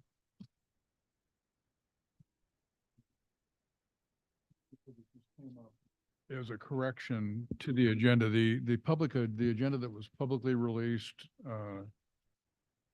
contained the proper documentation, but the board books have the incorrect information. So the corrected information is coming around. And with that, I'll turn it over to Kathy Boharkas. Thank you, Chancellor. I apologize. We discovered that your printed handout was some early notes that were being started. And so the information that's just been passed out to you is what is online and is what is officially part of the agenda. And so I do apologize for the error. So well, do you want to introduce the item since it wasn't? Sure.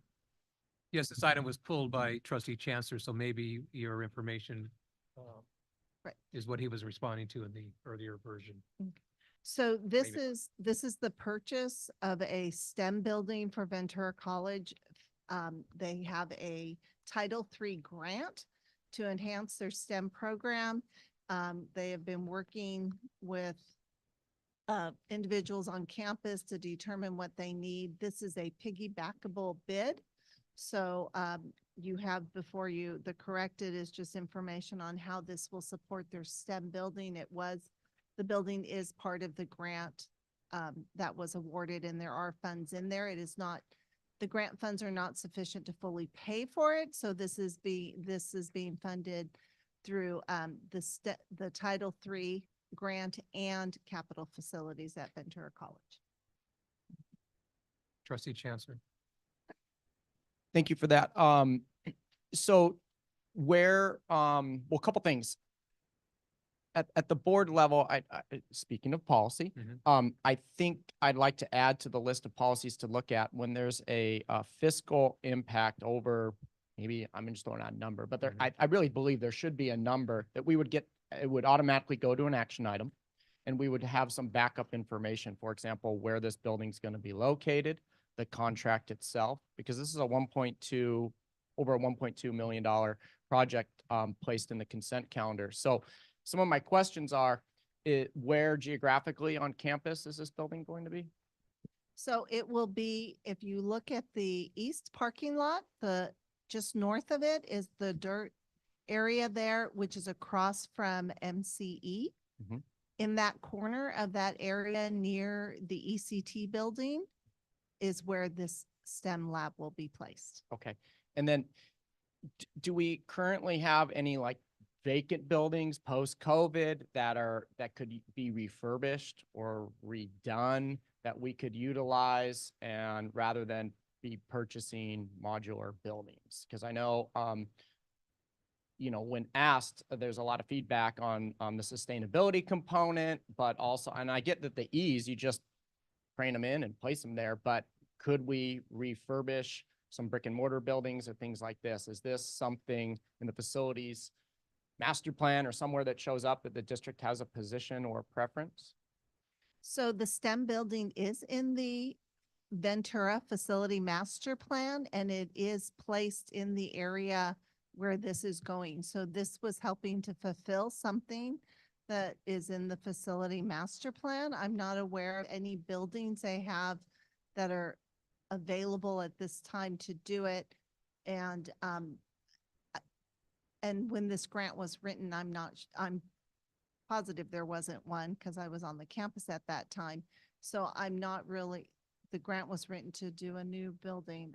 I'm not aware of anywhere else it could have refurbished, and I don't know what that cost would have been. Okay, I guess, is that even a decision that goes in the process of planning that we're going to either build a brick and mortar type of building, something permanent that has a longer lifespan than a modular, or we're going to take buildings, if in fact there are empty post-COVID, that we could refurbish, reuse, and enhance for various reasons. I'm just wondering if that exists. Sounds like it doesn't. Well, actually, if you look in the Facility Master Plan, it talks about renovating certain buildings. So as part of that process, there are discussions on whether facilities should be renovated, if they should be torn down, or if we should be building new ones.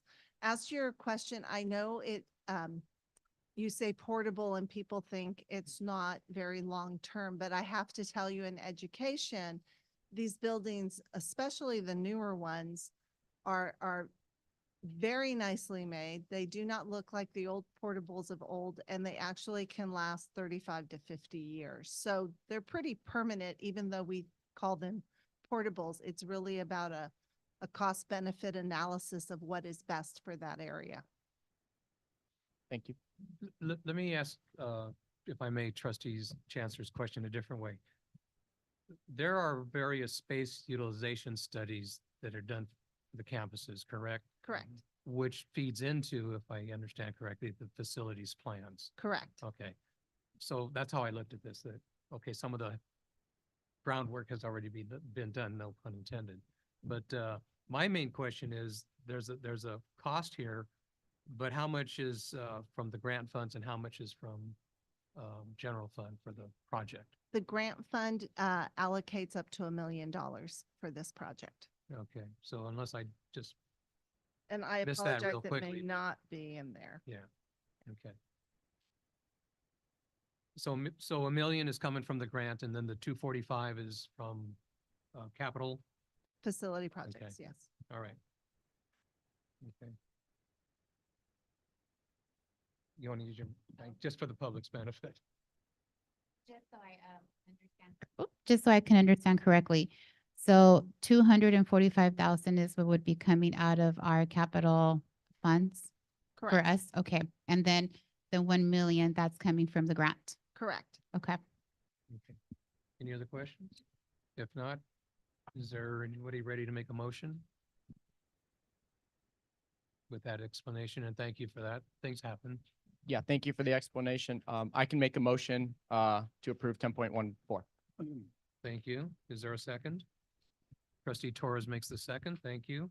Student trustee, how do you vote? Aye. Thank you. Board, all in favor? Aye. Opposed? No. Thank you. 10.16. Trustee Chancellor. Okay, thank you very much.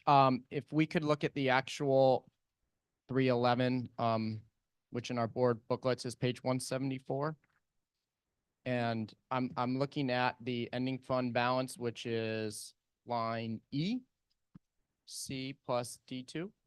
And it has our projected ending fund balance of general fund dollars at 64,890,000. We all.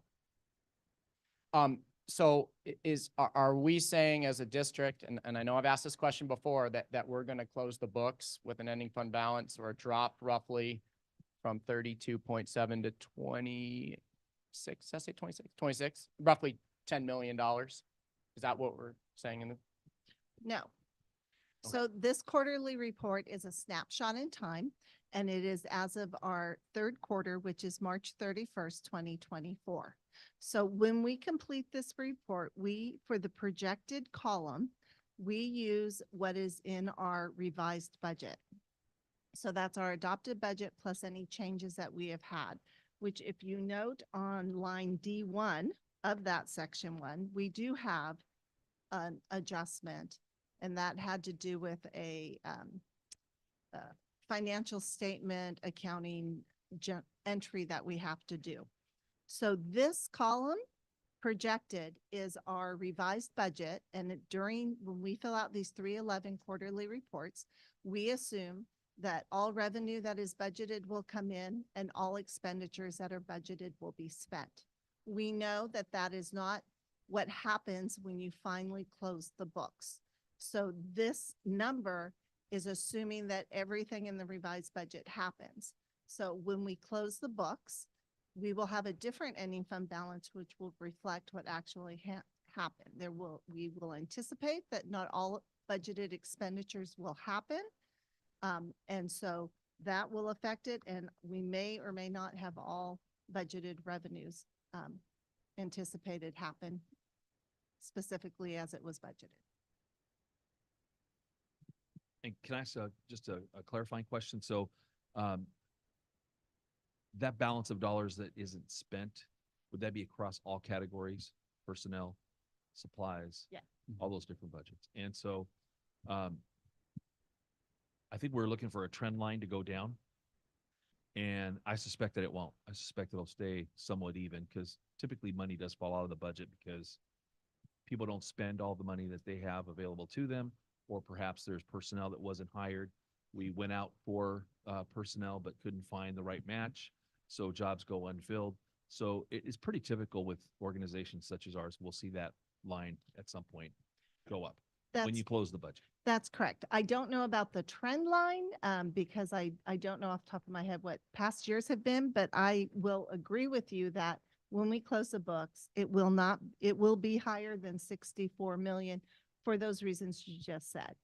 And the fact that we will then have that be, some of it will be carryover moved forward for the colleges and the district office to be used in the coming year.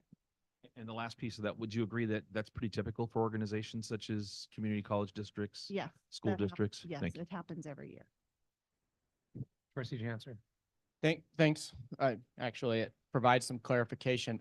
So I did look at last year's May meeting, and it was exactly the same in the sense that it had the projected ending fund balance at 65 million, and we ended up with roughly 76, more or less. So I understand that there's moving parts, but I guess I'm trying to get some clarification. Are you saying that legally we have to report in the projected column the funds that we've said we're going to allocate, and then maybe we don't end up spending all of them? Is that what, or do we have the flexibility at this point in time to say, just kind of what you're saying, paraphrasing, you just made a projection that we're probably going to end at a higher number. Do we have the flexibility at this month to do just that? Or do we have to, are we legally obligated to state the dollars that we are projecting or we have said we're going to spend? You following me? I think so. I think Okay. you're asking what we're required to put in this column for the projected. So I would have to look at any guidelines that they provide. They always give you guidelines when they give you reports. And there may be freedom to adjust that from what our budget is, but it would be very difficult on a quarterly basis to have some idea district-wide where we wouldn't be spending to know how to adjust it, because you have to show all of your expenses. So that would be very challenging, and I'm not sure, I know these are audited. I'm not sure how that would work with having a defensible reason why we're adjusting these from our budget, because we have a budget. So I don't know. I'd have to find out on that, but it's financially prudent to use your revised budget. Well, and Yeah, I understand that. It just seems that from what I've read in the background verbiage of this is an opportunity for the district to keep the board and state informed of where our budget is and the progress that's going. Fair statement? Okay, and if we're in May and we close the books at the end of June and we're off by $10 million of what we're actually going to end with, it just gives me as a trustee like, uh-oh, this is a concern, but then we also hear, no, we'll probably finish with a higher balance. Is there a way to bridge that a little bit at this stage in the year? Maybe not at the other quarters, but somewhere at this stage to have a little more clear or a clearer picture of where we're actually going to end up? Because, $10 million is a lot of money just in the general fund. Wouldn't that require a crystal ball?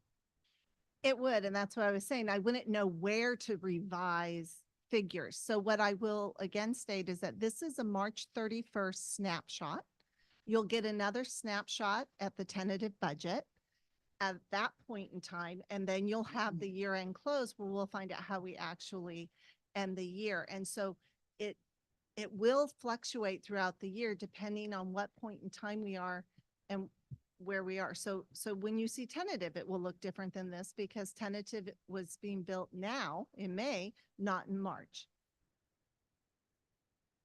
so the only comment I'll make is we are a highly prescribed system from the state down through the district to the colleges. And I would like to think that if there had been any other way and remained compliant with all governing authorities at the state and even federal level, that some creativity might have been implemented. Because, what with the various budgetary questions you've asked, I appreciate that you're seeking a user-friendly version, a model, budget model, a narrative, et cetera. I can appreciate all that, but I think you can be looking far and wide, and I don't think the flexibility that I think you're looking for exists. Well, and But if I may I add, won't say that with certainty, but I believe the way we're completing these forms is a best practice. And I would not want to Yeah. stray away from a best practice. yeah, Chairperson. Trustee Lichtel. So each month we get a report that tells us how much we spent in the two different categories, roughly supplies and personnel type of thing. We range right in the $20 to $22 million range each month. So, looking back at these previous years, going back to actuals for 2021 and so forth, we're at about 3 and a little bit more times what our monthly. So if something tragic happened, we'd have roughly 3 months of capital to run our district, which I'm comfortable with that amount of money, not a lot less. But I guess maybe to help clarify, when we developed a budget for this district, did we write a budget that would leave us a surplus of X number of dollars or a zero-based budget? Thank you for that question. It depends on which fund you are talking about. So for simplicity's sake, can we just kind of look at kind of the big picture? If you could. So I just want to stress that this report is on funds 111, 113, and 114. Those are all unrestricted. We adopt our budget with fund 111, that everything is budgeted as if it would be fully spent. Okay. 113, which is the infrastructure one, and 114 is the designated fund. Those two funds, we do budget based on what we're anticipating to spend. So they do not budget the entire balance. And so there's a little of both of that in here, but our general operating in Fund 111, we do budget it 100%. Okay, thank you for the questions, and I hope it's been helpful, the responses, and the action is to approve this standard report. And Trustee Torres. I just want to highlight because the details. It's something that's been expressed over the years, the last 6 years. And so I know that we build a budget on Fund 111 based on assumptions that we agreed to at the very beginning. But I've always, regarding these three funds, we're going for a bond. And so now we have these funds that are, I know Fund 113 is for infrastructure. And so I think one of the things that we've always said over the years is this is a snapshot. And that just gets, I mean, the budget is already approved. So this is just a snapshot that we need to report, like this is what it looked like as of March 31st. But then as a board, we said, and a while back, we said, can you just give us a list? So if there's some infrastructure, like some of these projects that you have, and this is the reason why this money is being carried over, can you let us know written, what are these reports? And it's just something easy and it can be ongoing. And we discussed it at one of the budget study sessions that would be provided to us because 113 has been one of those funds that I, focused on for a while. I remember at one time I said, is there a time where we can pause and that money can go into other areas that we may need? And at that time I said, we really need this money for our, infrastructure. And so this conversation continues year after year with these reports, and we've yet to see the information. And so for me, it is important. I like to know. So we have these funds, and for the community and for in general, you see this ending balance and they don't know what it's for. I would like to know myself, and it's something that I've expressed over the years as well. And yet we come back again and that information is missing. So my hope is that as we move forward, there's information that can be added. Yes, it can be the report that is the best practice. And then there's another one that we can have information for the board. And that's also information that I obtained at another workshop that I attended at this conference. I did actually go to one regarding the budget, and they gave recommendations, but ultimately we as a board, we can, get a sense of how can you help me get the information that I'd like to see to make me feel comfortable in supporting some of these areas. And that's a piece that I would like to hopefully see. Okay.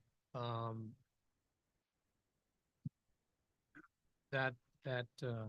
do I best respond to that? Well, first of all, item 21 on our agenda is reference items. And I don't often refer to them myself, but 2103 and 2104 are the adopted budget and our tentative budgets with an executive summary. So I would like to believe the list that you're talking about exists somewhere.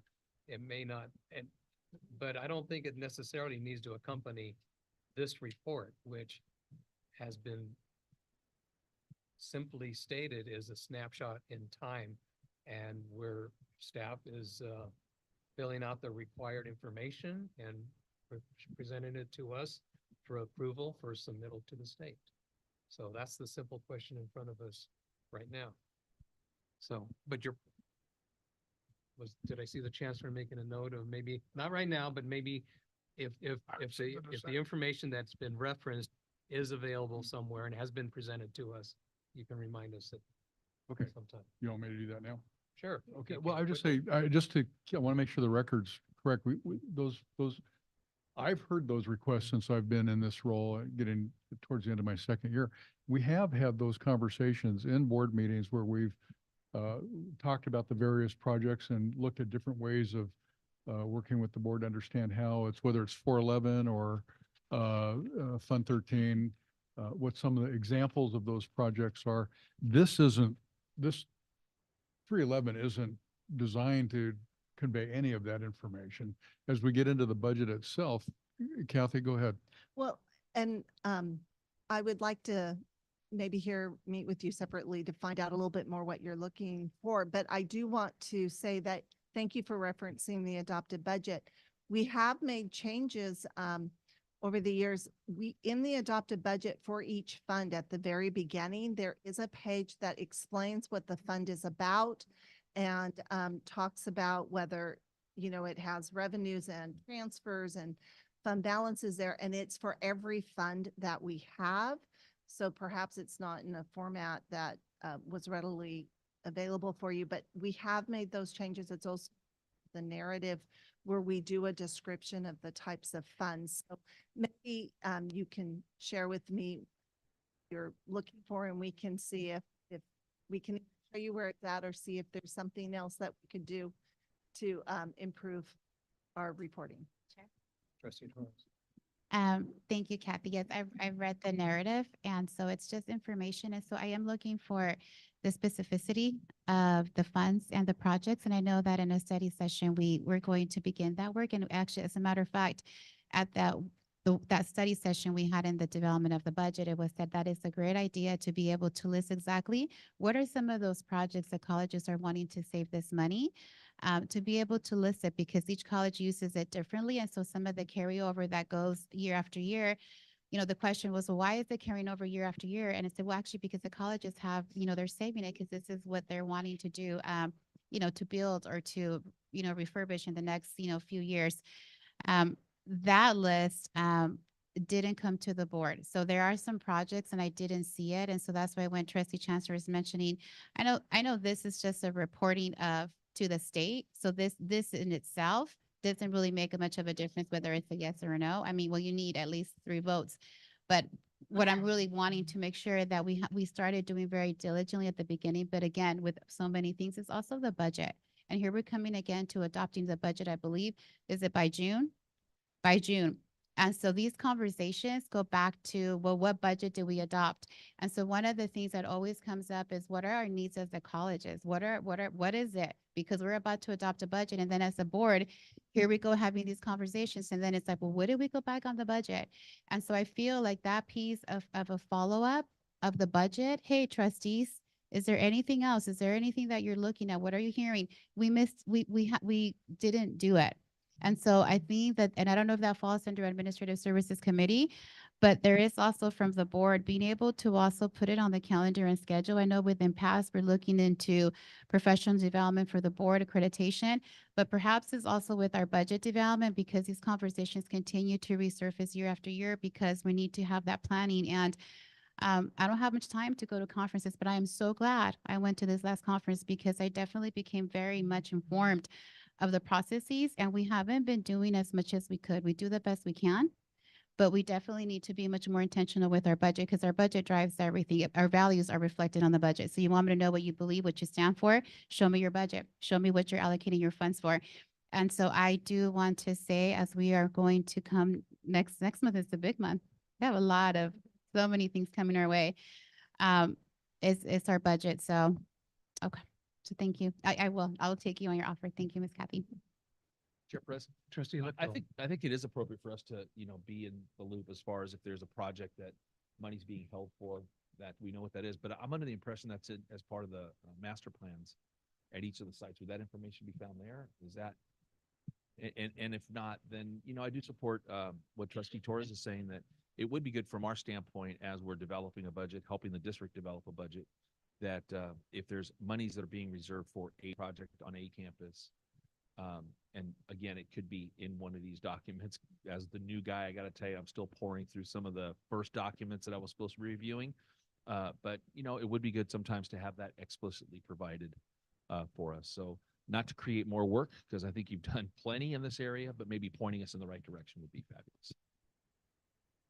With that is Trustee Chancellor. You're going to make a motion? I will. But right. hearing from all the comments, to me, the intent of this document is to report to the board and the state the fiscal health of our district. And if we're saying to the state at March that our ending fund balance is going to be $65 million, but we're also saying most likely it won't, somewhere, an attachment to this, I think we need quarterly updates of where our ending fund balance is projected to be. That is realistic versus what is based on this number, because we're saying 2 different things. And I think looking at the state budget, I think that information is going to be more and more important. So as we're, mid-May here and we're thinking it's not going to be 65 million, we have to have some sort of estimation of where it's going to be. And if there are projects that we're going to push to the next year because of 113 and, whatever the circumstances are, and I'm saying very brief, and it could be, but I think we need to get into practice at these quarterly snapshots that the board receives sort of a accurate, I shouldn't use the word accurate, you know what I'm saying, a clearer picture of where we're actually going to fall so we can keep our eyes on that. Hope Okay. that helps. And your with motion? Oh yeah, I'll make a motion to approve, the 311. Thank you. Trustee Lickle seconds. Student trustee? Aye. Board, all in favor? Aye. Opposed? No. Trustee Lickle. Yeah, I'm trying to wrap my head around what you're requesting, quite frankly, because you're asking the district to provide a more accurate number of where they expect us to be in 3 months. Understanding that this number is a function of the amounts of monies allocated and that are available to the district, how those were dispersed and budgeted last year when we went through that process, and to date, the amounts of money that have been spent, plus what should be spent. That $65 million represents, correct me if I'm wrong, what we have spent and what we expect based on our budgeting to be spent. That would be our baseline. That would be our ending balance based on that $65 million. Is that not correct? It's simplified. Which includes our fund balance as developed by board policy. So that's inclusive of what we intend to right carry over as well. And again, I guess my comment is that I think we're asking individuals to give us information that there is no way that they can predict based on not knowing what's going to be spent. If I budget $100 for you to spend over a 3-month period, but you only spend 85, I don't know that until that 3-month period is up. Then at that point, we report out, hey, here's our $15 balance. That's the same thing that's happening here. We're at $65 million right now with and I expect that to go up by 6 to 7, maybe more $1 million based on the fact that all those monies will not be spent. What we have budgeted will not all be spent. So that money isn't what we have in the bank, so to speak, right now. It represents what we have spent and what we project will be spent going through June the 30th. So I guess, Trustee Chancellor, I'm trying to understand on behalf maybe of the district, what your request is, because I don't know that they can provide it. Correct me if I'm wrong, because I don't think it's possible for them to tell you, we know for a fact that we're going to spend 100% of the money that we've budgeted between today and June 30, and this is how much our fund balance will be, because that's completely unpredictable. Does that make sense? It doesn't. Okay, I appreciate your question in the interest of seeking clarity of what you want to know from. If I may, I apologize, but I seem to recall a similar conversation a year ago where we kind of went down this road, and I think at that time there was an explanation provided, and I think we're providing another explanation now. And then on a topic that I find to be, rather important, a budgetary item, in light of what we're dealing with our accreditation issues and so forth, based on the 5 people sitting on the dais minus our student board member and our chancellor, that on this very important topic, we had a 4-1 vote, which I believe to be based on a lack of understanding. So that concerns me, because on the books, we have one of our board members did not approve this process, and indirectly these numbers and how they were presented. And I think that vote is based on not fully understanding. So that's my comment.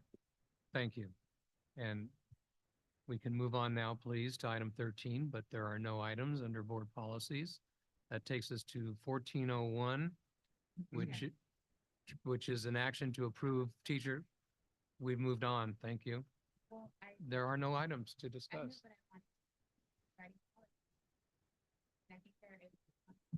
In terms of being able to be collegial as the board. Yes, could hold that. Well, there's the 13. So, okay. Go ahead. So in 13.01, I just wanted to mention, as we're discussing the budget, this would be a policy. So when we're looking about how do we want to go about the policy, we're really talking about, we're going to move through Fund 113, 114, and 111 or 113. And so I think as we're having conversations, It really comes down to our policy. So if we wanted to say, I don't want this anymore, then as the board, we can look at policy or we can look at Fund 113 and say within our budget, we are no longer going to have one for infrastructure. So colleges, you're going to spend this money. And so we're having this discussion when really it's policy. And I just mentioned this in policy because here we have board policy and there's nothing. But as the board, This I want. item is my interpretation and understanding. This item is for specific policies that are presented to the board for approval, review, or Right. revision. And so the this is com- not, it's not meant for open discussion. Okay, I just wanted general. to bring a point just in general because when I'm listening to the board, that there's a conversation regarding the budget and I can see the deliberation, then I want to let the board know this is really a policy issue. And so we are looking into really the procedure because in our policy, we're saying it's okay to have a Fund 113. It's okay to have a Fund 114. It's okay to have these funds. But as the board, if we say we are no longer going to have these funds and these funds are not going to be allocated to our Fund 111 so we can use it for other programs, the conversation ends. The problem, and what I mean by that is because, so this is occurring because at the policy level, we have said this is okay. If we decide as a board, we no longer want to have this fund, or we want to put a stop to this fund, then that's a different conversation. And when I say about policy, sometimes as board members, which the conversation is, I want to be able to introduce policies and not necessarily go through the cycle.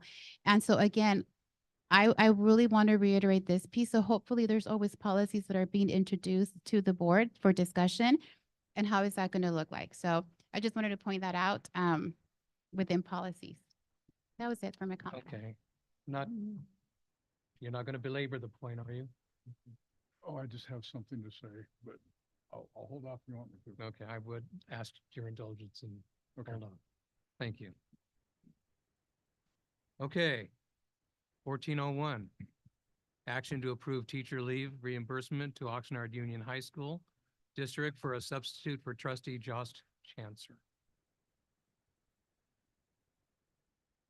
Second. Student trustee, how do you vote? Aye. Board, how do you vote? Aye. Aye. 1501, action to approve 2024 Ventura County Facilities Master Plan, District Master Plan. And I have some speaker cards here. I have 3 speaker cards. I'll read the names quickly and then ask you to step up. The first one is Marianne Kraus. Next one is, I should know this, Mr. Hardison. And then, oh, I'm sorry, I just have the 2 cards for this item. Marianne. I don't think that's on. No. Good evening. Before I make my remarks, I just wanted to thank Dr. Kimberly Hoffmans for her service. I've worked with her now for about the past 4 years as a member of the East Campus Advisory Committee and also chair of Santa Clara Valley Together, and it's been a pleasure. So thank you. On this particular item, I just wanted to say that in reviewing the facilities master plans, the East Campus is practically absent from the document. I would think that based on the work that we put into it as an East Campus Advisory Committee, that at least a page which had the summary of our needs would be appropriate. It is in the full document. If you click on, if you know where to click within the document that's presented to you, there is a hyperlink that goes to the full document, and then you go to like page 38 or something, and you find the East Campus. But it seems like it should be included more prominently in the document that is before you tonight. So I would recommend that at least a summary page of what the East Campus need is and the future plans should be there. Thank you. Thank you. Mr. Hardison.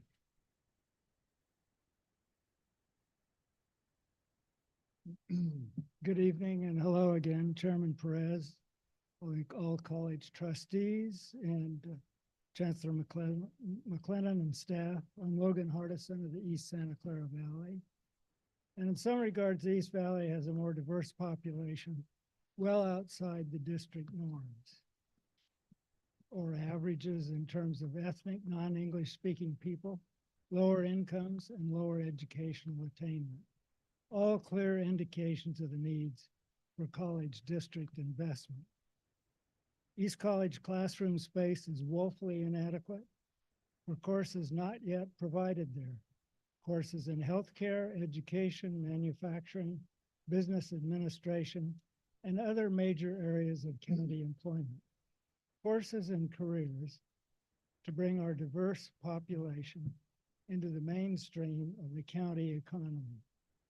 Building the needed facility can support programs that add students, that add state funding, and open the door for other contributions and grant support. Growth that can fund additional staff that can grow the stream of advanced students for other courses and career paths at Ventura College. The Ventura College facility plan developed in 2022 shows the facility needs for 1,000 FTEs to be expected in 2035. The district presentation to the East Valley community on January 30th this year projected 1,000 VC East FTEs in 2027, 3 years away, 1,000 FTEs then. Where will they go? Where will they be schooled? We need an East Valley facility plan now, more than a discussion. We understand the need to make critical repairs. Note that the VC main campus proposed projects include new buildings, renovations, future buildings, all where there is something, not like the East Valley where there is close to nothing. A location of those least able to afford transportation, those least able to leave their jobs for classes separated by multi-hour gaps, and most in need of a local campus. Equity calls out for a clear listing of the East Valley facility in the Ventura College projects. Thank you. Thank you. With that, Chancellor? I misspoke. We're going to.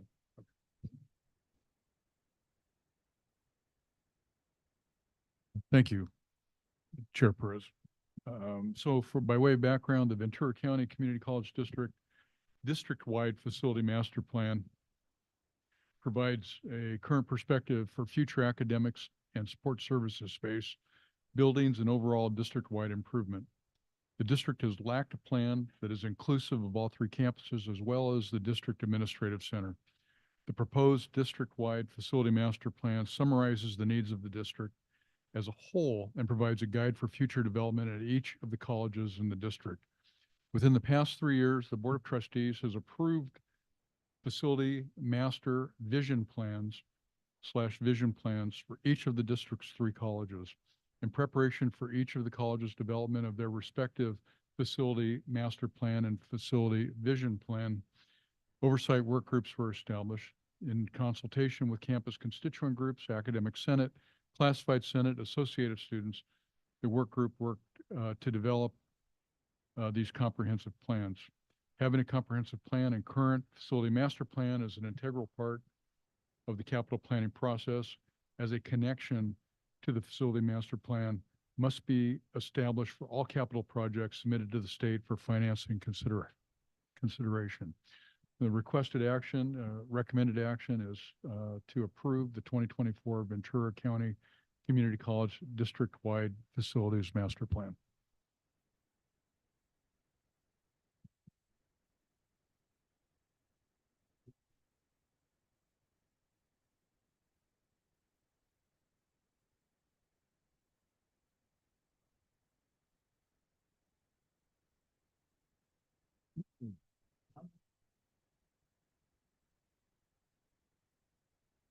For those of you who've been in attendance this evening, you will recall that earlier when we were discussing the report from the Administrative Services Committee, the issue of the facilities master plan was brought up by me. It's no secret, it has been no secret for my entire tenure, the strong interest I have in the Santa Clara Valley and its service and what may need to be done there in the future.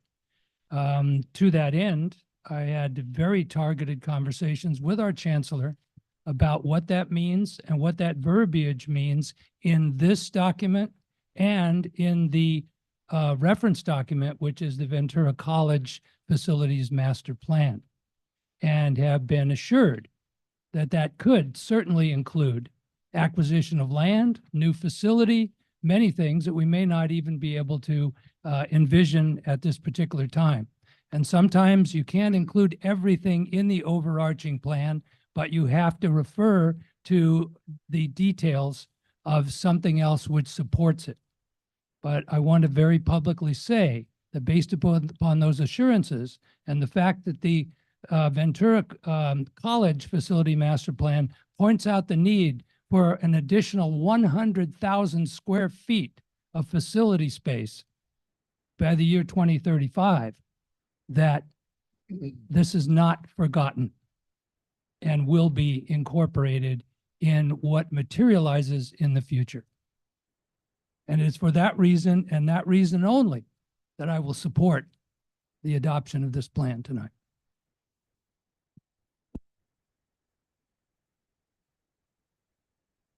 Just curious, a lot of this, correct me if I'm wrong, but a lot of the district facilities master plan that we're asked to approve tonight are sort of condensed versions of the 3 college facilities master plans. Fair statement? It's a roll-up. Okay. Yeah. In part. Was there any community discussion or involvement since the closure or approval of the 3 college facilities master plans? I think Moore Park we just approved, right? Very recently, but Oxnard and Ventura were respectively a couple years ago for Ventura, is that right? And Oxnard maybe 2 years.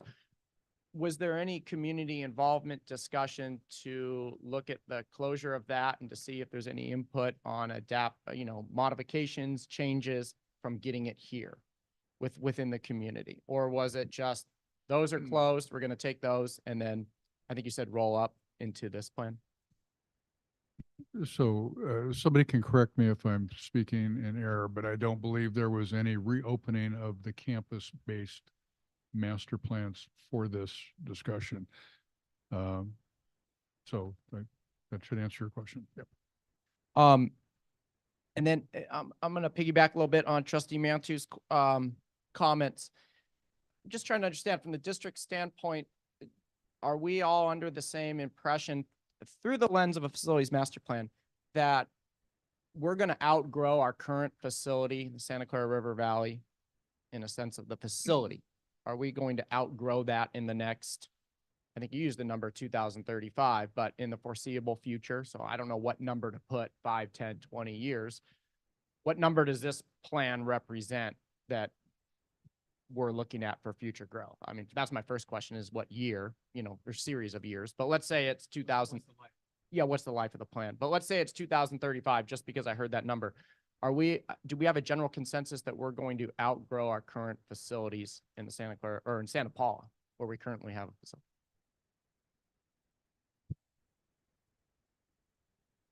So that's not a question that can be answered with yes or no. As you know, Trustee Chancellor, the district and in collaboration with Ventura College and certainly with the Santa Paula community have really been looking at what's our best approach to look at the educational services and needs in that part of our community. And so the work that's underway now, and of course we've got a couple of study sessions to speak to that work that the board's aware of, is looking at putting a plan forward to build, not only serve the community, but look at how we can, as appropriate, grow enrollment in that area to get to a point where we hit the different benchmarks, 500 FTES, 1,000 FTES, to get to the center status to be able to acquire the state funding to help support our ongoing operations with those activities. So it's a plan. and we hope the plan's successful. We have a lot of effort. We haven't funded fully the plan yet. That's still work that we've been waiting for the May revise to come back to the board and have more discussion about what that might look like. There isn't a year, there isn't a time frame. We've roughly looked at a 3-year plan to look at building and growing enrollments in the Santa Clara River Valley. If we are able to fund that activity and do that work, it is our expectation that we'd be successful. I just remember some of the community involvement in the Ventura College Facilities Master Plan. The budget component was intentionally left out. Really what was looked at is what sort of growth do we foresee and what do our facilities need to match that growth? So I get what you understand with the FTS for receiving small or center funded designation. I mean, I get all the budgetary connections, but somewhere along the lines, because we've heard from public comment numerous times that they project some of the biggest growth in the county being in East County. And if we're going to outgrow our current building or facility, wouldn't it be appropriate to have some explicit language stating that we need to meet that growth? And I'm not saying that it would be explicitly saying property or this or that land acquisition, not saying that. I'm just saying somewhere along the lines, I feel that if we're projecting growth in a certain area, that should show up here with some facility language. Okay, so it says, as well as discussion on supporting the growth of Ventura VCEC to accommodate the programmatic and functional needs of the growing Santa Clara. Are you saying that's where it is? No, I'm saying it's in the Ventura College Facility Master Plan. I'm not disputing that, but I guess my question is why did we make an explicit decision not to include it in the district? Because this is a summary of which is inclusive of those 3 documents are part of this plan. No, I understand that, but I mean, we put into place, it came out of our admin services meeting, the details of a fire truck course at Oxnard College at the Camarillo Airport. Like those explicit details are in this district plan. Why is it appropriate to place that with explicit detail, even a map of what the course looks like for fire trucks for training purposes? But we have future students potentially needing growth in facilities, and we don't have that specificity in this plan. I guess the short answer to that would be we're not ready for that level of specificity. Other than what's documented in the Ventura College Facility Master Plan that speaks to meeting those goals and knowing that we're going to need to accommodate the growth if we're successful. Okay, I guess I'll close with this. Why was there a decision not to include the language in the Ventura College Facilities Master Plan when we know there's community interest, when we know that this is an issue for this board to place that language in the district facilities master plan? Because the district made that decision. Again, I'm going to say it is in the plan. The Ventura College plan, not the plan seeking approval tonight. Right. I must not be explaining myself well, and I really apologize for that. Those 3 plans, the Moore Park College Facility Master Plan, the Oxnard College Facility Master Plan, what's our other college? Ventura College Master Plan. Those are included in this plan. They are part of this plan. They're not in this narrative that you're seeing here. They are linked into this, but they are fully a part of this plan. So whatever language is in there in each of those 3 plans is included in this district-wide facility master plan.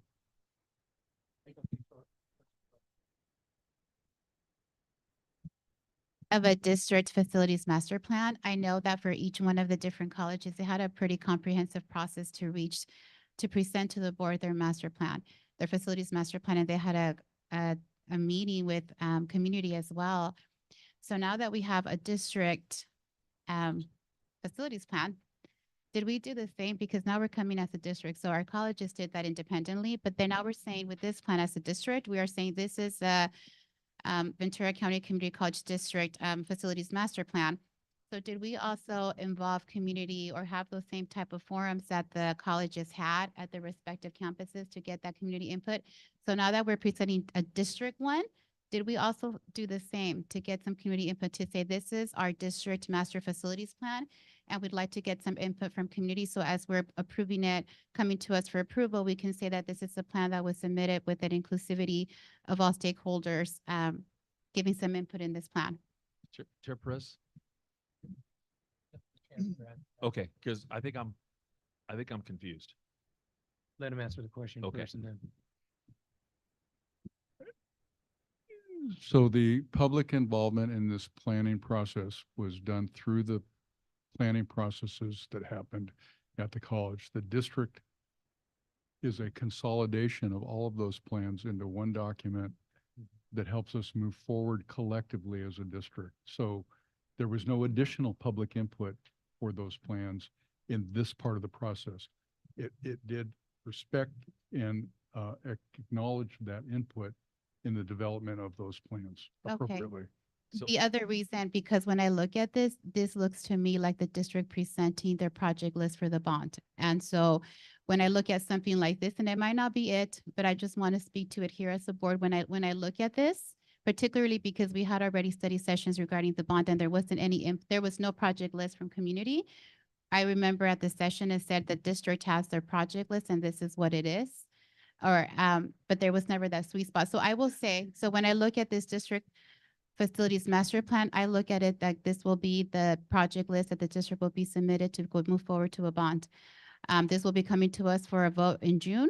And so, and I don't know if that's the case, but for myself, I know for me, it's really important because we discuss particularly the importance of community involvement. Where language matters, and I say that because in past history, we're going to have sometimes people that are going to move on within their careers, different trustees who are no longer going to be here. And so some of that history is lost, but when there's a document that specifically states what a priority is going to be, then it doesn't get lost. And I think that the way this is written, it leaves it very much open to interpretation. And so I think what's happened in the past, in so many different components, unless it's right, we go back policies, procedures, master plans, educational master plans. Where is it in the plan? And fair enough, because we'll have transitions of people and we need to reference something that went through a process. And so I know for myself, I don't know, have we ever had a district master facilities plan before? And maybe we have. I don't remember approving one in the past. I remember the colleges coming, but did we ever have one before?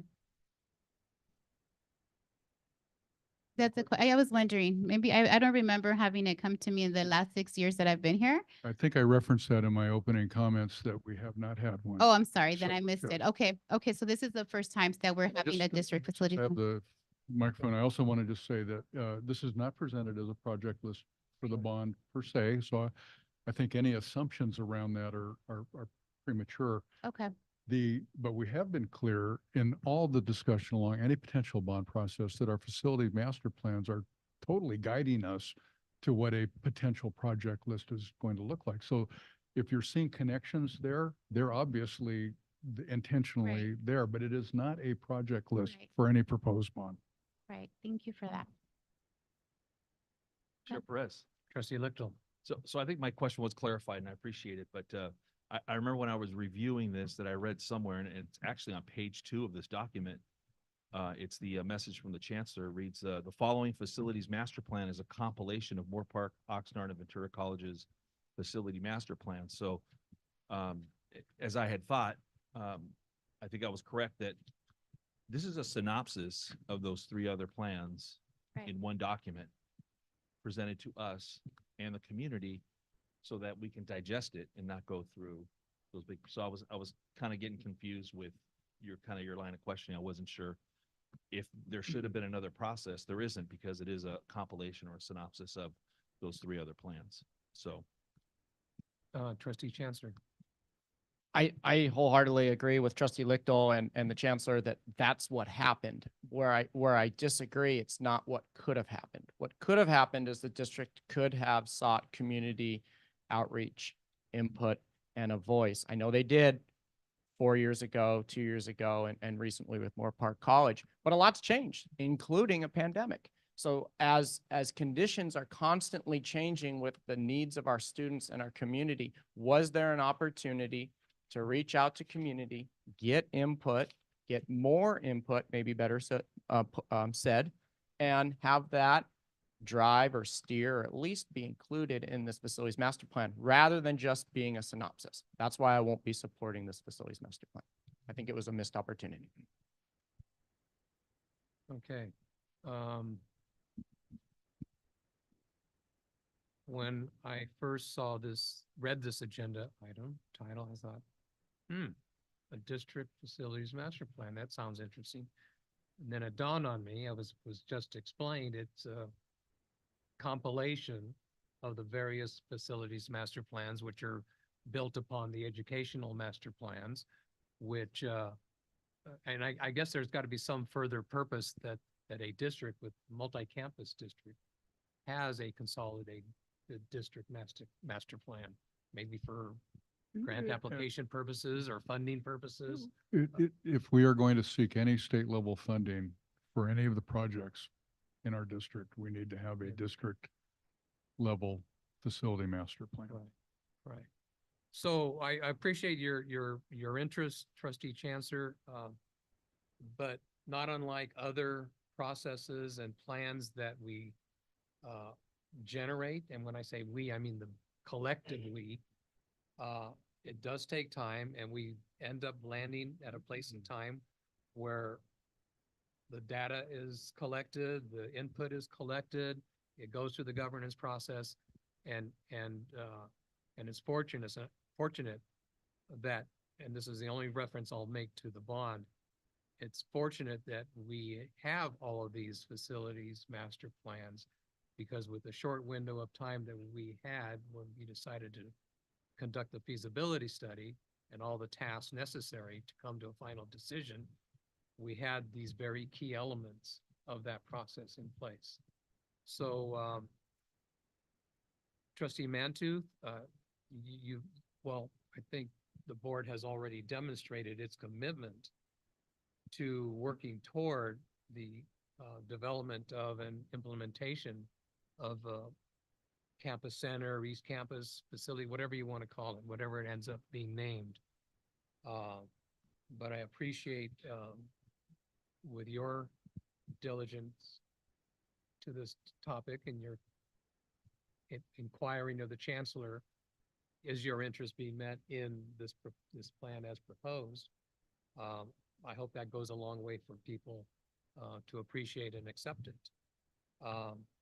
With all of that, and to myself now possibly belaboring the point, I've got to think that with all the conversations, all the discussions, all the planning, all the input, I do have that question. Why isn't there a little added verbiage in the synopsis? And what would be the harm of making a small edit at this point in time?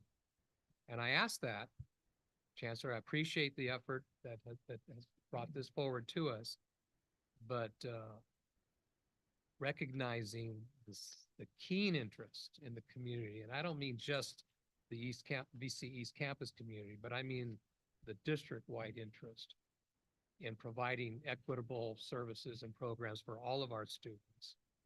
I think we need to look at making some slight alteration in the verbiage in this plan.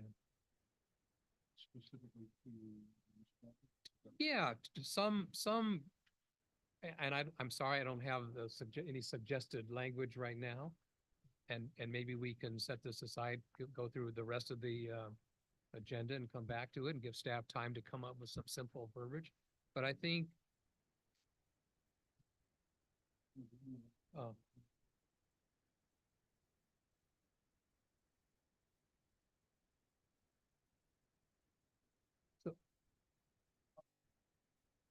well, and again, I don't want to disrupt the process that has come before us tonight, but I think there is value in responding to the past interest and to your interest and the interest that I've heard expressed tonight here at the board. And have some additional language in this plan. Chair Perez, Yes, sir. I would be the last person to argue against that. Okay. I did not want it to be a deal killer in the passage of this plan. But I also want to remind everyone that what happens in the East County and what occurs or doesn't occur with regard to a bond issue or how big that bond issue is are two totally different things. I recognize And, that. and absent this master plan or absent a bond issue, the need is still very real in East County. The promise is still existing in the East County. So again, I hope that doesn't sound like I'm talking out of too many different sides of my mouth.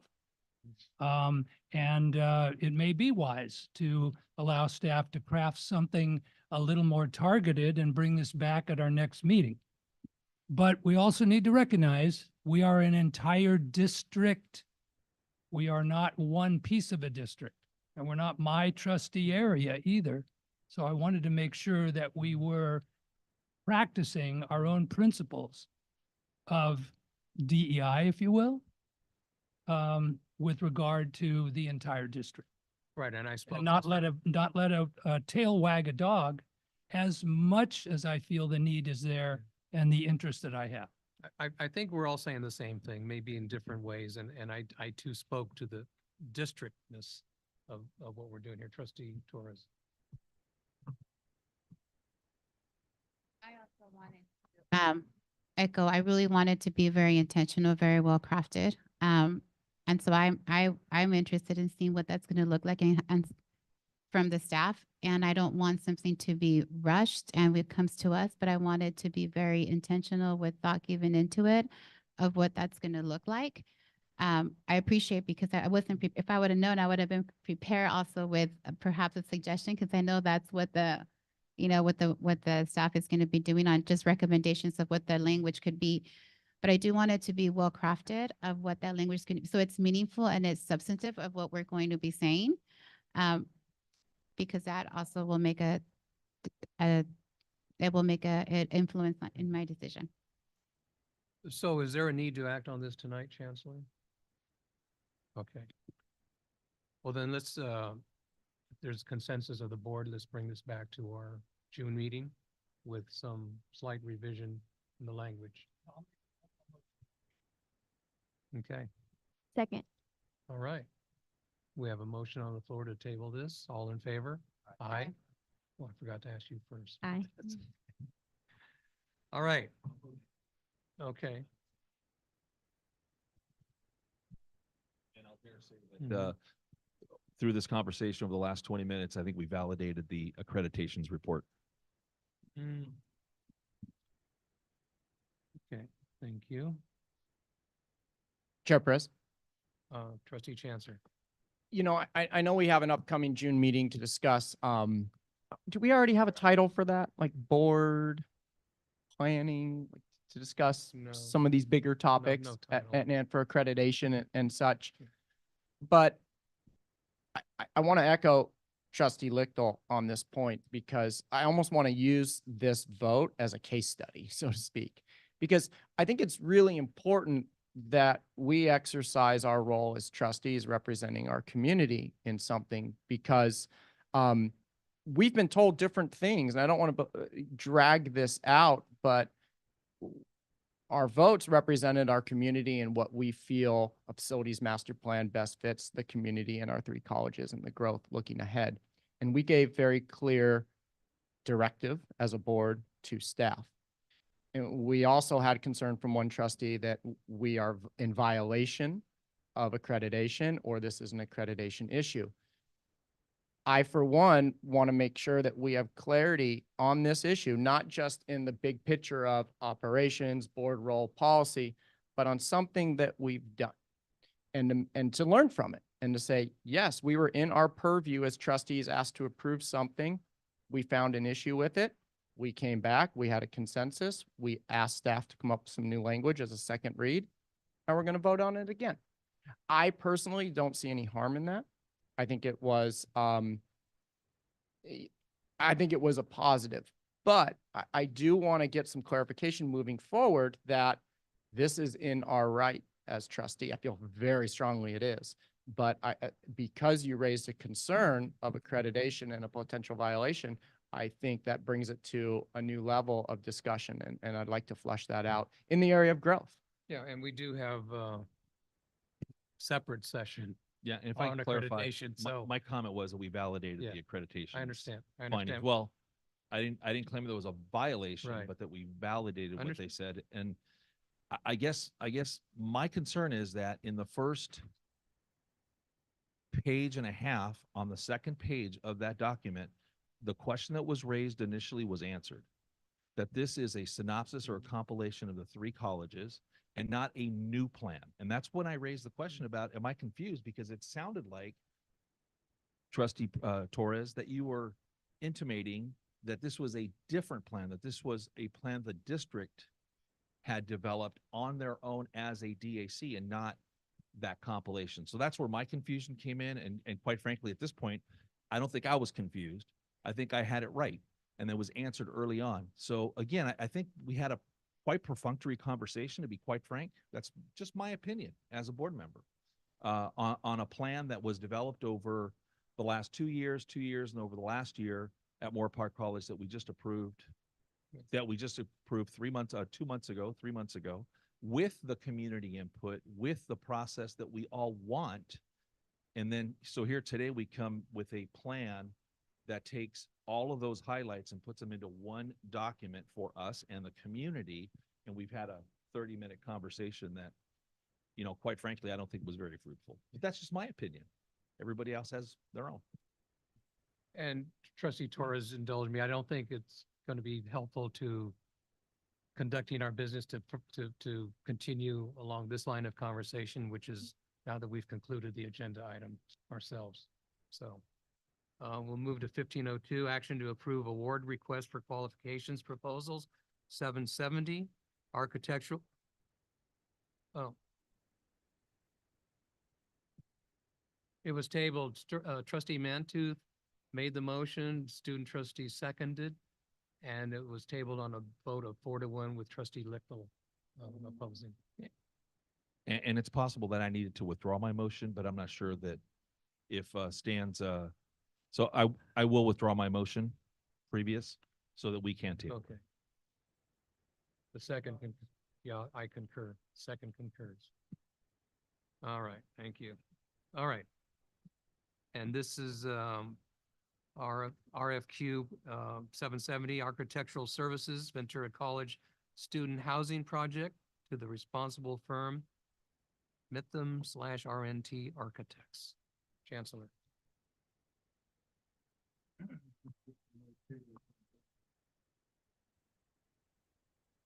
going to go ahead and just let Yeah, let there you go. Kathy Bajorquez go ahead and present this item. I Thank you. suspect there'll be some conversation as well. Well, just to highlight for you, we're very happy to get to the point where we are finding, hiring an architect for the Ventura Housing Project. The request for qualifications and proposals went out. There were 13 firms that submitted proposals. That was narrowed down to 5 to be invited to interview with the selection committee. The selection committee was made up of Ventura College faculty, classified professionals, students, and administrators. And they chose Mitham RNT as their selected architect. We have been able to, we're really pleased with that because they're ranked very highly. They have good reputations.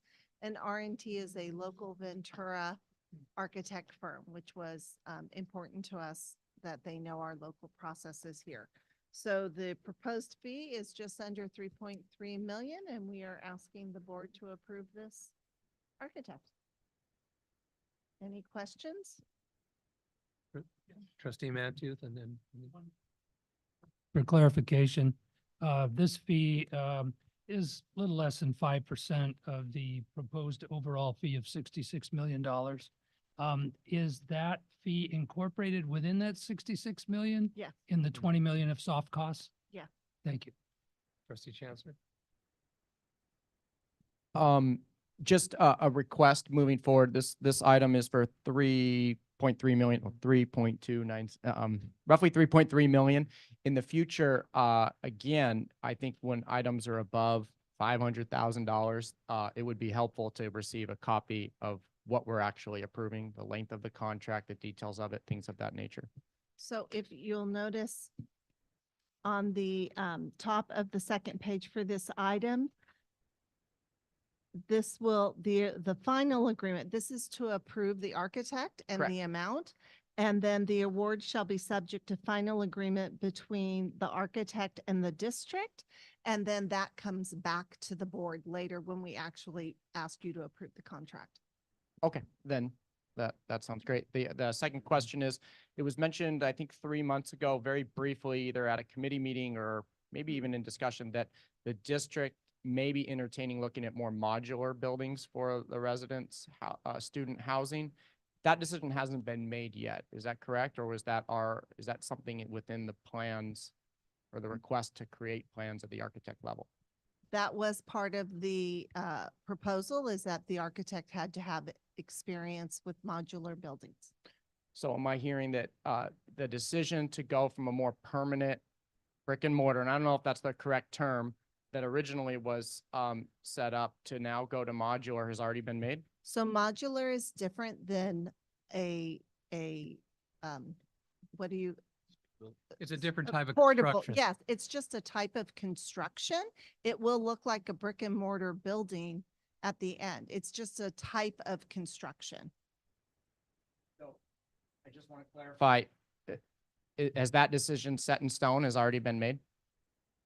Yes, that's what the proposal was for an architect, as we've done an analysis of the available funds with our consultants that assist us, that we hired over a year ago on this project based on their recommendations and the cost analysis. We are going with a building that will be made up of components that will have modular pieces in it. Okay, I guess my ask is to get an update on, and let me backfill it.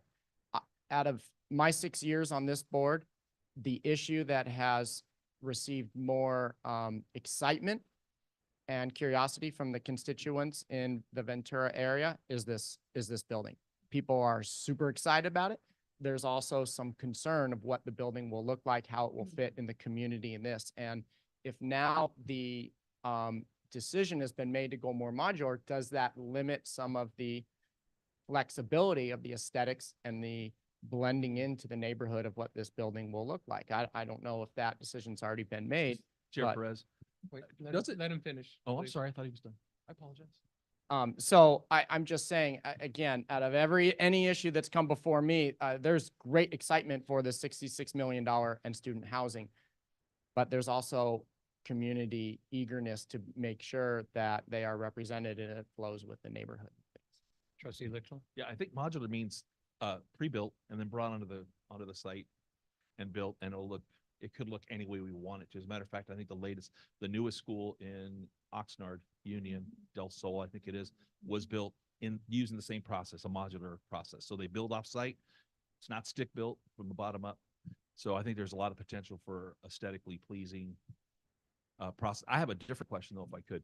And hopefully the funding is not in danger for this program, for our housing program, or can we get a quick update on what that looks like? I know a promise was made or a commitment was made, but with depending on who you listen to, $73 billion deficit from the state at this point, I am concerned that this 62 million may not come. And I'd like to know how much of these funds we're going to expend before dollars are realized. Okay, so Sorry for the. That's okay. I'll start with Trustee Johnson. So my understanding is that, and it was there before I left and came to work here at the district office, that there is a group on campus that is being part of these discussions. Some of those individuals were part of the committee that selected the architect. There is plans to have plenty of opportunity for individuals to give input.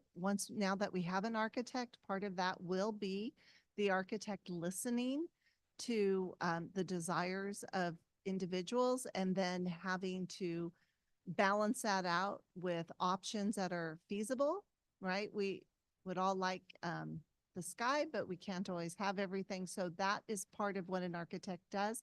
And I am sure that the building will be pleasing to see. There's no way that we would, as a district or a college, approve a plan that is not aesthetically pleasing. And I'll ask this You did piggyback question and I'd say yes or no. And I think I know the answer, but just for the record, will the architect or the college review those plans and seek input, particularly from college area council that meets the last Wednesday, I believe, of every month in Ventura? Because that's sort of, I think, the one-stop shop for a lot of community input that has been eager. And I know there's a college employee that regularly attends that and reports out, but can you assure that? I can assure you that there will be all kinds of That opportunities for I input. appreciate that. Thank you.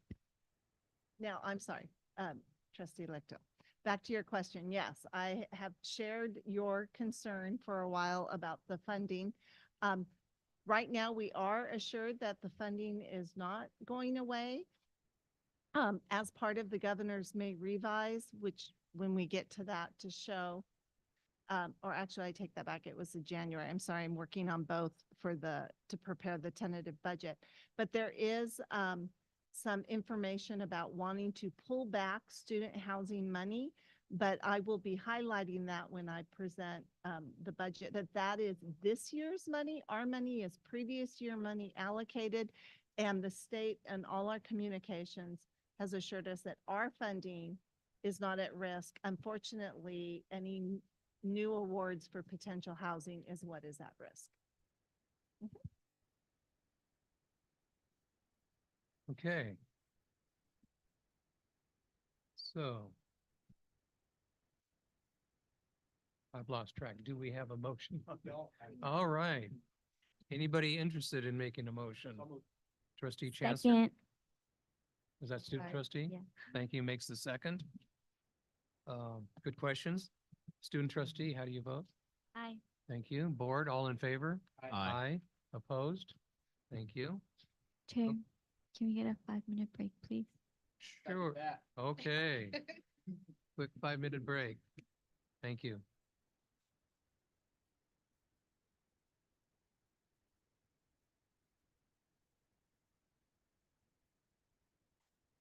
Somebody down here?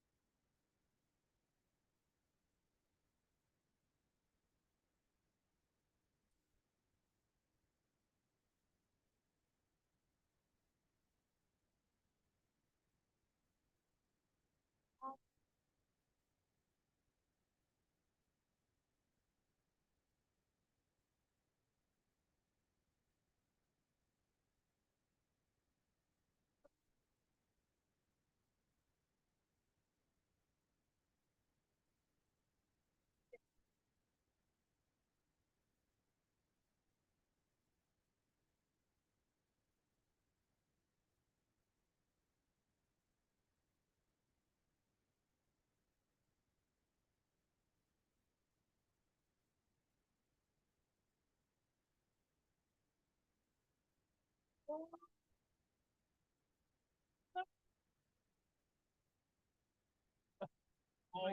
you're the accomplice. No, no. Well, you probably saved us.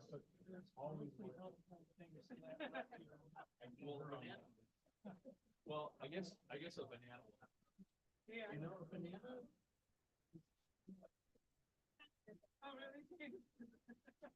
Okay, okay, calories. They both contain calories. Yeah, just not as many. Did I miss something?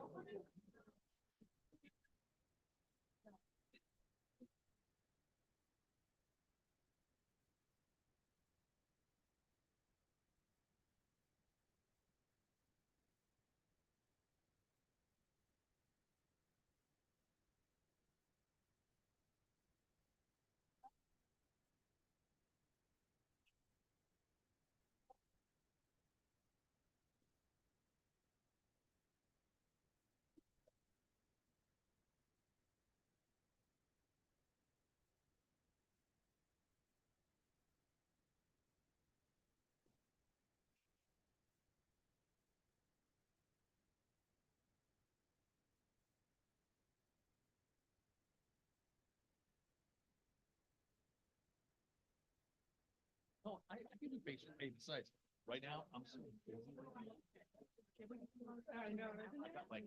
I got like 7 projects going right now. Okay. This is only one of them, and this is not the big one.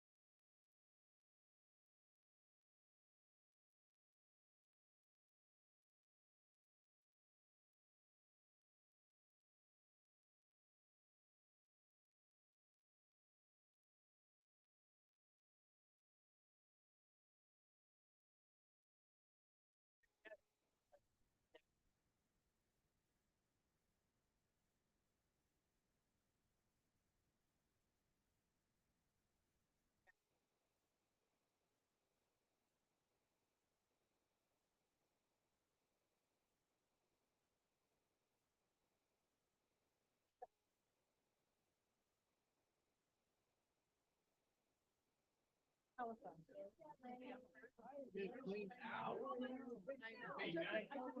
Smart.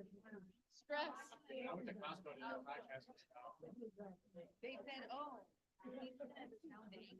No, women are like, that's good. I can't imagine him being passionate. I hope we do more of that. It's good. It's a good reminder for everybody in the room, like, oh.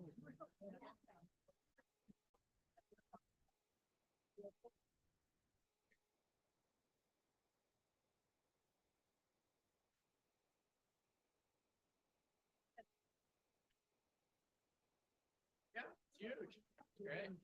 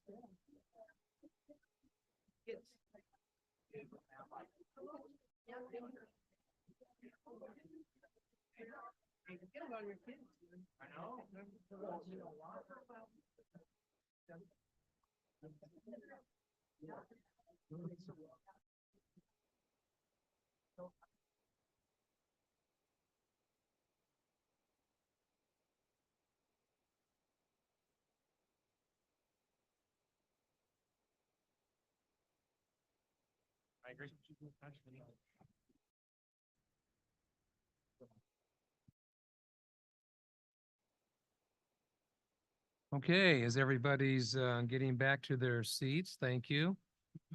And we'll continue with our meeting. We are at item 1503, action to approve award request for proposal 646. Management of Ventura County Community College District bookstores to the responsible contractor Follett Higher Education Group LLC. Thank you. You have the board item and background in front of you. I thank you, Chair Perez, for introducing that item. Kathy is here to answer any questions you have in terms of the process for making this selection. I'll make a motion to approve just to move the process forward. Thank you. Question? Trustee Lichtel moves and Trustee Mantu seconds. Trustee Lichtel? I do have a question. And I kind of have the same question with the previous topic, but I didn't bring it up because I assume that these were both went through a competitive bid process. Is that accurate? Yes, although we don't call it a competitive bid process for Thank you. services. Okay. But yes, we put out a request for proposals. We only had 2 vendors respond. They are 2 very big players in the area. And so then we went through our selection process. And it seems like typically, maybe because it's the other process that we typically list the other individuals that put in, and maybe that's not the process here. If it's not, that's fine. That is correct. We don't usually do that for services. And also just to bring to your attention, this is not a cost to the district. This is actually, we will receive some revenues from the bookstore through commissions and other investments that they're making. And that was true with our current vendor also. Trustee Chancellor? I'm assuming that the revenues that we receive are based on a percentage. So if a book sold for $100, currently Barnes and Noble gets a certain percentage and then the college gets a percentage? We get a commission based on sales and there's a percentage that gets tiered. The more they sell, the higher the percentage. Is there any change in the percentage of the tiers from what's currently on the books to now or within this proposal? Yes, they're slightly different. And I will say that we were able to have discussions with this vendor from their original proposal. We did not find it as beneficial as what our current commission rate is. And so we had conversations with them. And so now it's very similar to what we have. And actually, depending on sales, may benefit us a little more. I just want to note, again, this is an action item, and typically with action items, if there's a proposal or a contract for a new agreement, that we would get a copy of that, whether it's an MOU or a contract and something like that. So I'm a little curious on, you said that there's some fine details that are different than what's currently in practice to the future, but we're not able to see that in particular, or how that might benefit the student or the faculty member or the classified staff in any shape or form. And it may not, but if it may, like, for example, will this impact students' books that typically cost a certain dollar amount now with this new company? Will they charge more? Will they follow, or certain students get a discount? things like that. Or, so I'm just, So, we don't have the language of the contract. well, and that is too granular for that to be in a contract for you to know. It would probably depend on the book and the manufacturer and or publisher, excuse me. So, what I can say is that both firms did presentations to the committee. They went through a lot of details of services and how things would work. And the committee overwhelmingly picked this vendor based on their service. They are a very active player in the field. Some people have experience with them. And so we're very comfortable with their structure of what they're doing, proposing, and we can get you more information on what the actual commission rates are at each tier. Thank you. Thank you. During public comments, some issues that I think arise with any transition were raised. And I would like to think, excuse me, that those were driven out in the quote negotiation process as well.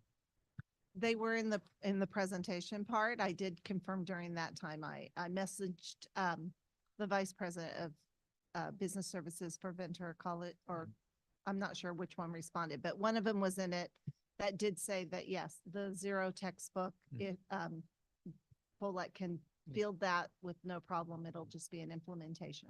And it will be a smooth transition, I guess, is the main concern. That I cannot guarantee, but I will tell you that everyone is working very hard to Okay. make it as smooth a transition as possible. And that we do have a little bit of wiggle room that if we need to push something back a month or two, we'll do that. But we have already had initial kickoff meetings with our IT department to have that conversation, and the Barnes and Noble and Follett are having those meetings, Very and good. our director of procurement and purchasing is Okay. making sure that All right, Great. making sure everything happens. thank you. All right, we have a motion on the floor. Student trustee, how do you vote? Aye. Thank you. Board, all in favor? Aye. Opposed? Okay. Just like to make a comment. This is for a 5-year contract that directly will impact students, faculty, and staff. I just want to make sure that all areas are protected in that sense. So without seeing it, I can't support it. All right, item 1504, action to approve international, if the board would consider a motion for both item 1504 and 1505. These are, I see trustee Mantu. Happy to make that. All right. And is there a second? Trustee Torres makes the second. Thank you. These are standard items for such travel. Student trustee, how do you vote? Aye. Board, all in favor? Aye. Aye. Trustee Torres.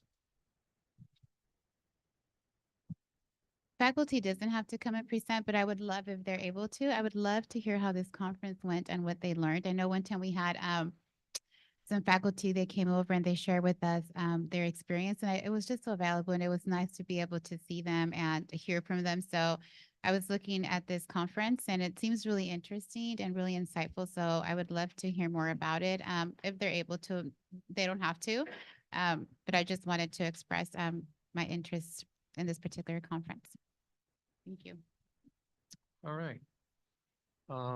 There are no items under 16. And trustee Mantu, I want to thank you for on such items as 1701, 02, and 03, you deferred or asked us to defer to our student trustee. If you would like to consider making one fell swoop of a motion. I'd like to approve 17.01, 02, and 03. Second. Thank you. Third.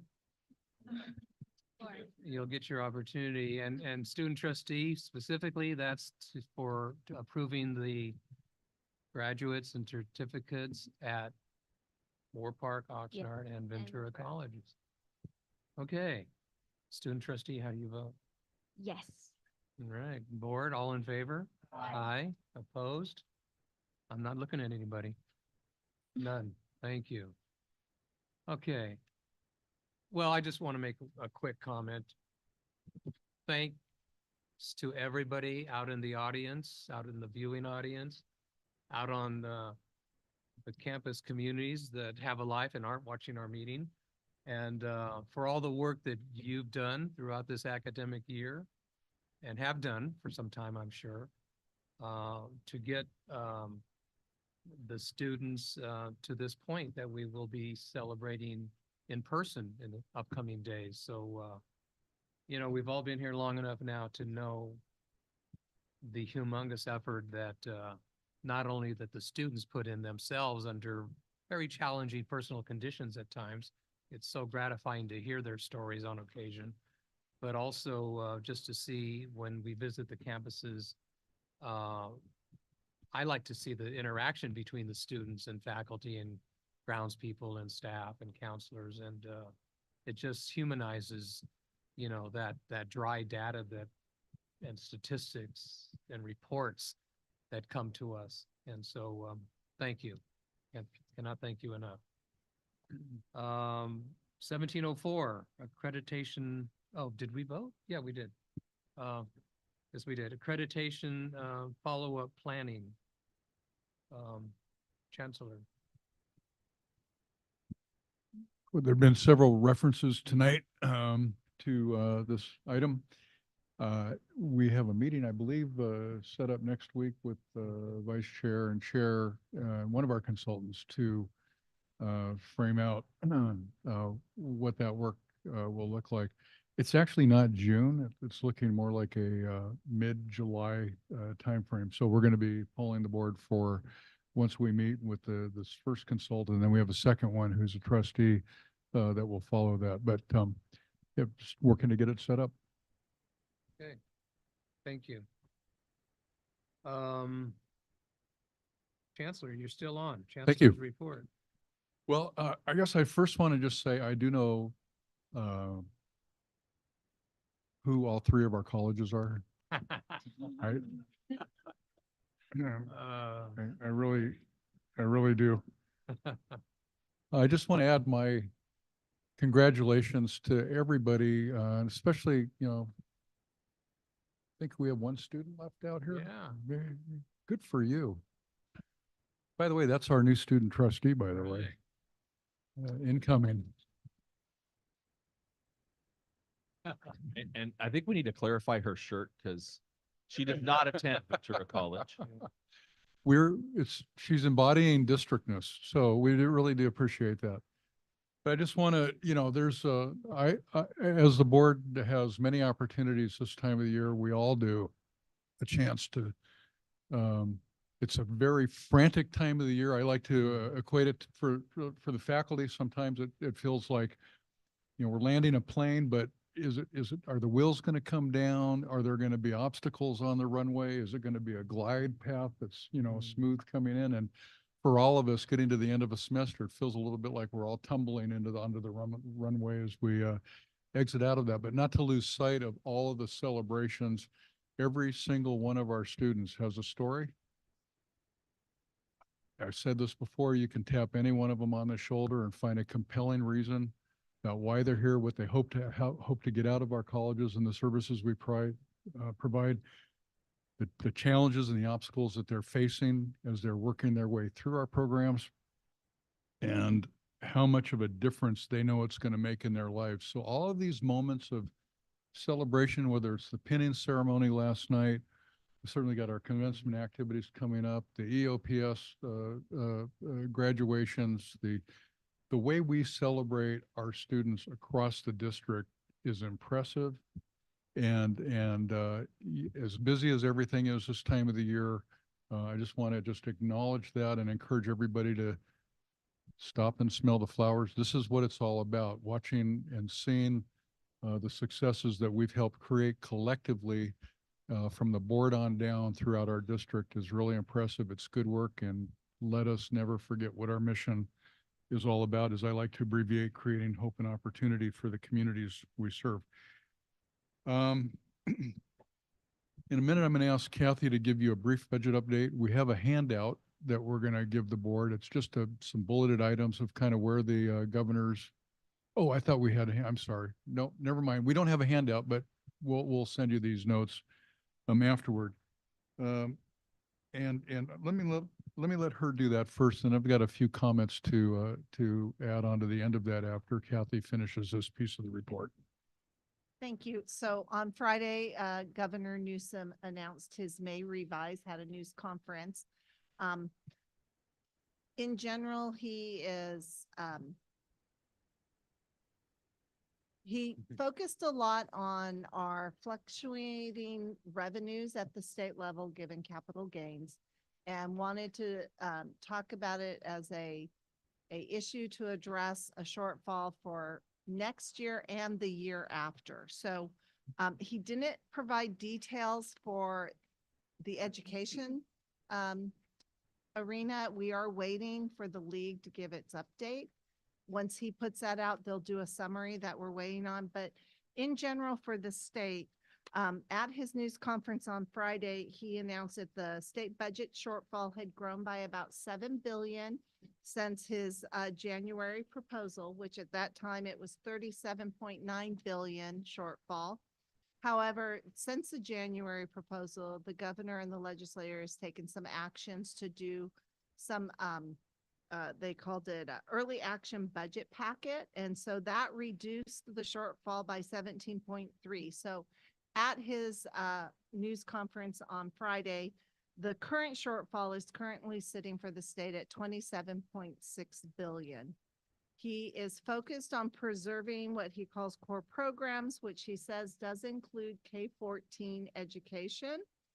And he is going to address the shortfall through a use of reserves, improved efficiencies in state departments, reductions, delays and pauses, as well as some fund shifts. And I mentioned efficiencies and reductions. I want to specifically mention this because I don't want, if you see it in the news, to think it applies to our community college system. So he is including 8% reduction to all state agencies' operational budgets. So while it will affect the state chancellor's office because they are one of the state's agencies, their operational budget, that 8% is not being applied to educational system allocations and apportionments. So if you just hear that, know that he's talking about their operational budgets and state agencies. As far as the education budget, what we were able to discern from what was released on Friday is that the COLA has moved. At January, it was 0.76%, so less than 1%. It's now up to 1.07% for education. He is supporting the full implementation of the student-centered funding formula, so that is being preserved. He is reducing $485 million one time from a program called Learning Aligned Employment Program by sweeping unspent funds that out of that program. Locally, we do receive those funds. We've received them at our district. We've received a little over 6.2 million. It's a new program that provides internships. Thank you. I'm sorry, getting tired. Internships for students, but the rules have made it a little challenging statewide. The system is having a little trouble. We have been working on developing relationships with businesses so that we could try to implement those, but we have not at this point we've only spent about $12,000 of those funds. So the funds, you have 10 years to spend them. So I don't know what that means for us, but I do assume that we will be losing a portion of that funding. I don't know, what percentage at this time, but we'll be keeping an eye on that. And then right now, what we'll do is we will wait for the details to actually be released on the education budget. And I keep referring to a joint analysis that is issued jointly by the League, ACPO, and ACA. And so they do it after the January proposals and after the May revises and even after the budget is adopted at the state. So we will be keeping an eye out on that, and then we'll provide an update once we have more information. Question. if I Could may? you, Go ahead. we're blanking out Oh, just I'm like the sorry. chancellor. What do the acronyms mean? So you know the league. So ACBO is the Association of California or California Business Officers. It's the one that I belong to, and then ACA And she doesn't know. is the one, yeah, the Association of California Community College Administrators. Okay. Thank you. Trustee Licton, would you? Yeah, back in February, March, the LAO, the Legislative Analyst Office, estimated the budget deficit would be 73 billion. Have they updated since the governor's comments on Friday? And is his May revise due tomorrow? Well, technically, he provided it. He's just hasn't provided the He hasn't, details, but nothing in writing yet, right, they have generated not some, detailed. right, some letters to some of the budget committees, but I was trying to read them and it was really difficult to try to discern any information out of it. But yes, and I do believe the LAO's office will provide something once the details Okay. are provided. Thank you. Well, thank you. And as the chancellor was saying, it's a busy, busy time, but especially for you, given the state's fiscal situation. Are you through with your report, sir? Yes, I actually have nothing else to report.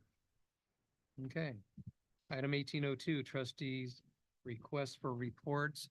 We have the standard form if there's some extensive report or information requested.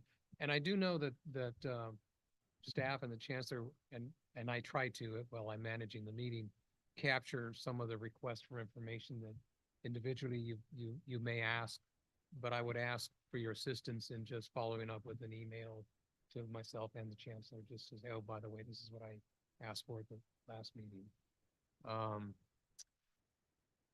Takes us then to 1901 student trustee report. So I wasn't able to submit a written report due to finals and all the things going on right now.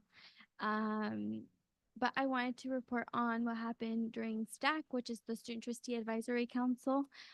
We met and were able to invite the new student leaders that are going to run that meeting, including our newly elected student trustee. And we were able to talk about the board agenda and just pass down some history, a little bit of knowledge to the newly elected student leaders. And they also presented us a few of their plans that they want to do, and we are fully in support of what they want to accomplish for the next year. And I am very excited for this new group to join the district, especially with our new student trustee. So it was a really successful meeting. We took group pictures here actually. And I'm happy to close out my time. And congratulations to class of 2024. Because she's been referred to several times tonight, and I should have known to recognize you under special guests and recognitions earlier in the agenda, would you mind going to the podium, introducing yourself and saying a few words and let everybody see who you are? Hi, everyone. You got to get used to the mic first. Hello. Okay. My name is Sierra Whalen. Despite my shirt representing Ventura College, I'm a first-year political science student at Moore Park College. I'm excited and honored to serve as student trustee, and I'm looking forward to next year and my role and everything that we can accomplish as a district. Thank you. Yeah. Thank you. We look forward to welcoming you here.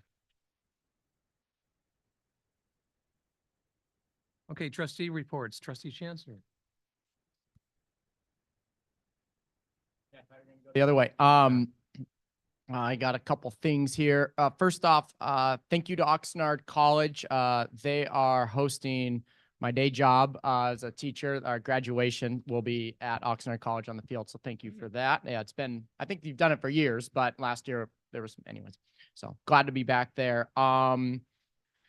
Let's see, I did get a concern reached out in regards to the return to athletic budgets in regards to when the student athletes travel, that excessive, or not excessive, but a lot of fundraising is having to take place to cover the cost of meals and things to keep up with inflation. So those budgets were cut years ago, and maybe we can look at that, make sure that our student athletes are taken care of when they travel for doing what they love. I attended at the San Buenaventura Mission. Ventura College put on a musical presentation there at the mission, and it was mind-blowing. So it was wonderful. So thank you to that. I just want to hopefully get some, I was under the impression we had 2 meetings in June, our regular meeting and then a meeting to do some of the organization, but I just heard now that that got pushed to July. So that's the first. No, that was a separately hoped for meeting on board development. Okay. So No, we right now we have, correct me if I'm wrong, June 11th is our regular board meeting. Okay. And June 18th, it would be a special board meeting. Okay. Great. Technology. I also heard from some of our part-time faculty that there's a concern. I don't know, but the question I have is when part-time faculty is hired, do they automatically get a district laptop to then use as they're working for that? And that's a concern. And then that was just a piggyback on that, what we heard in the Senate report of some of the technology challenges in the classroom. I also, one of the takeaways from our April 29th meeting was some new data that really showed our students want to be back in person and have options. We heard from that survey data, in particular from Moore Park College. And I've heard a lot about that even in regards to summer school, that there really are no options for in-person learning in general classes. And I've heard from a number of students and parents through the dual enrollment lens that they would like to have some of those options for in-person courses. Also some acknowledgement, as I have a freshman in high school at home, I get to meet with a lot of freshman parents, and there is a real excitement about dual enrollment and some courses being offered, particularly at Ventura College, that I get to hear firsthand. And people are thrilled and very thankful that those options are there, as I'm sure those expanding programs at Oxnard and Ventura as well. I would like to get an update on our district marketing position and some of the marketing work that I don't know if there's still a vacancy in that position, but I'd like to get an update on that. And I've also gotten some questions. I forget, it might have been, when did we meet in Santa Paula for that special board meeting? January.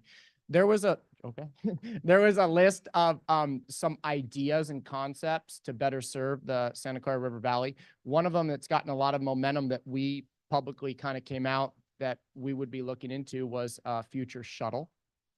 And that would be to bring students from Fillmore, Santa Paula in a very direct way rather than using public transportation that is very laborious and takes a lot of time.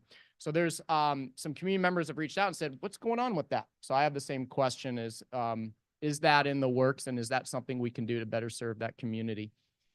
And I think, the other one I've noticed in the reports that we get at the end of the meeting here in our booklet, they're really, really helpful. One report that I'd like to request that we also get is a chancellor report. So we get reports from all the departments, and one thing that I think would be helpful for our role as trustees to know the wonderful work you're doing, the interactions you have with local lawmakers, community members, and things like this, that we can be informed of and better support you in your role as chancellor. Thank you. Trustee Torres. Well, I'm excited for the graduations and for all of our graduates, the class of 2024. Felicidades. Such a wonderful moment for you and for everybody else. I had the opportunity to go to the CCLC conferences, was it almost 2 weeks, in San Diego, La Jolla, San Diego. I rarely get to go, but it was so informative. They had really great workshops, the opportunity to interact with other trustees, CEOs as well, find out what are some of the best practices that are occurring within the different colleges, but also being able to also see all of the wonderful things we're doing. And actually, I was thinking our EEO plan that's going to be being presented, I believe, in our June meeting. They're doing such a wonderful job, and perhaps we could go present at the state level. And I say that because I went to the pre-conference meeting on Friday that talked about the legal requirements in terms of where we are, I believe, Title IX. And so they were presenting and talking about the EEO plan. And it was really nice to be able to see some of the great work that we are already doing as a district. And I think we need to do better at being able to really showcase the wonderful work that is being, taking place in our colleges. I had the opportunity to meet with two of our appointed trustees that are in the Board of Governors and had wonderful conversations, a lot about what does social justice look like, what is the work that we do moving forward. Policies was a huge one. So in terms of one of the things for us as a board is policies, strategic goals, and I've realized we haven't done that. And as we look at, I think one of the workshops I took was with the chancellor and board relations. And it talks a lot about communication. It was huge on communication. And it talks about different ways that that can happen. And one of the things that was mentioned by one of the presenters, who is actually a current CEO, mentioned some of the requests for information and just have like an ongoing list of what are some of the things that were requested. And we had that before and have that for the future, so we don't lose track of what was requested and we can provide information. Most certainly, they discuss study sessions and calendaring those study sessions in as a board. And so that was really, really helpful to be able to see, because it was mentioned in this particular workshop, relationship, the importance of both ways, as well as the board, and what are we doing to like improve, as well as from our district, and how does that relationship look like? So they were very, very insightful. There's another one on the budget, other one in terms of marketing. How are we projecting our story of our district as we move forward with all of our different constituencies? And what does that look like? And the importance of connecting with community. And so it was really, it was just really good and really good opportunity to be able to recognize and to realize, there's really good work and a really good allies out there. I had chances to speak really to CEOs, and that was one of my areas because I wanted to get a sense of what is happening within their district. How are they doing some of the work that we're looking into doing, and some advice and some opinions from them. So that was really helpful. So with that, I am looking forward to, as much as my schedule permits me, to be able to go. There were invitations to do some work at the state level. So it was really nice that I had a couple of trustees approach me and say, hey, Trustee Torres, we've noticed some of the comments you've made, some of the work you've done. And so we're actually interested in having you join us in some of these committees. And of course, I said, as long as I'm able to meet like after hours. But that's to say that it was very nice to have that validation from other trustees with some of the perspectives and points that we go into social justice, and saying this is a value that we have at the state level. And then, of course, there was the annual organization of the meeting, and that was something also very insightful to be able to see in terms of voting and trustees, where they take positions and sometimes oppositions at the state level. So it's really good to see at the state level, there is also discussions, and there's also disagreements in terms of how whether it's who's going to be elected to sit on the board at the state level, as well as the different, policies and different work that we do moving forward. So it was a really helpful and insightful conference. Thank you. Thank you. Steve Lichtel. Just to clarify, the July reference was for our study session related to accreditation, correct? Okay. And we do have we have a board meeting on the books for July, so we'll look forward to that at that point, unless that's changed. We are looking very seriously at going dark in July. So But that meeting will replace that meeting. Great. Yeah. Beautiful. On last night, I had the opportunity to go to the pinning ceremony for the nursing program at Ventura College, and it was a unique perspective sitting up on the stage with the students behind us, but really watching the parents and their reactions. And if you could can the joy in that building, it was really spectacular. So a lot of outpouring of gratitude by students and staff alike. And I'm sure that this gets replicated in these different programs at all of our campuses. But since this is one I was at yesterday, I was really, really overwhelmed and impressed with the familial aspect of that program, which I think goes a long way. Also yesterday, and I want to mention that sometimes with everything that's going on right now, graduations and these ceremonies that are happening, sometimes we overlook the people that are actually setting up and tearing down. And so last night it was my second time on Ventura College's campus, other than certain facilities, the gym, football field. And so I kind of needed to figure out my way around. So I ran into one of your groundskeepers who was extreme, and I didn't get his name, unfortunately, but he was so helpful. But he took time, and I knew he was busy because he was doing a million other things, to kind of show me where I could take care of what I needed to take care of, which was change, because I was coming from work. So I really appreciated that. And again, that's a population on our campus sometimes we don't acknowledge enough. So I do want to acknowledge those folks behind the scenes that are doing really the heavy lifting, especially during the next couple of weeks. And then I did meet Sierra before the meeting, and she did explain about her Ventura College shirt, which is her brother's shirt, which I am kind of fixated on. I think that's a really cool thing that you're representing your brother as well as Ventura College. So with that, I think in a lot of ways it was a very productive meeting. And so I appreciate everyone's participation, and let's continue to move forward. Thank you, Trustee Mantooth.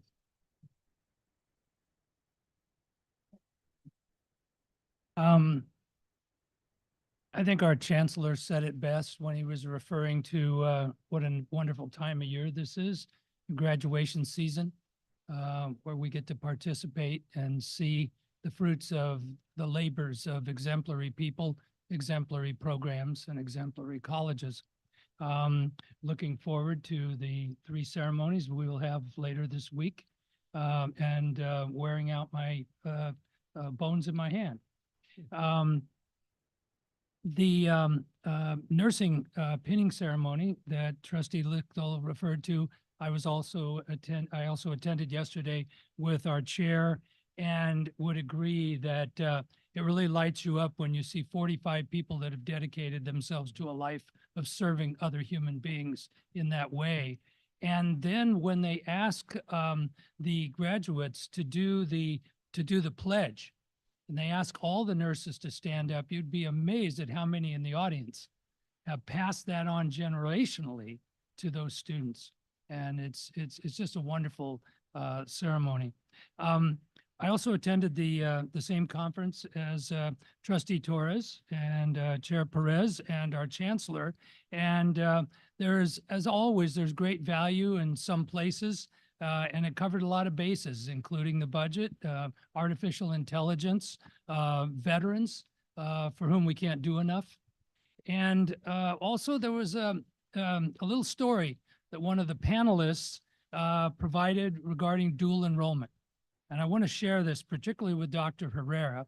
I'm sure our Chancellor already has. But there is this is a model that we might want to look to for aspiration. And that is, there's a small school district in the Central Valley called McFarland. Many of you have heard about it, probably heard about it because of their cross-country team. It is overwhelmingly comprised of underserved populations. And they made an agreement with the Kern Community College District and Bakersfield College that the district would enroll, the high school in McFarland would enroll every single 9th grader in dual enrollment. And by the time those 9th graders had got their high school diploma, 40% of them had an AA degree. That needs to be fact checked. I mean, that's just amazing. That knocked me out of my seat when I heard that. But it's just another example of what's possible, and certainly something we can do. That's it. All right. Trustee Chancellor. I know we all signed a certificate for our student trustee, but this is your last meeting, right? Yeah, I just wanted to say it's been such a pleasure working alongside you, and your voice to represent the students has always been so on point and so clear. and powerful. So it's been a pleasure sitting next to you and working with you as a peer. So thank you for that. All right.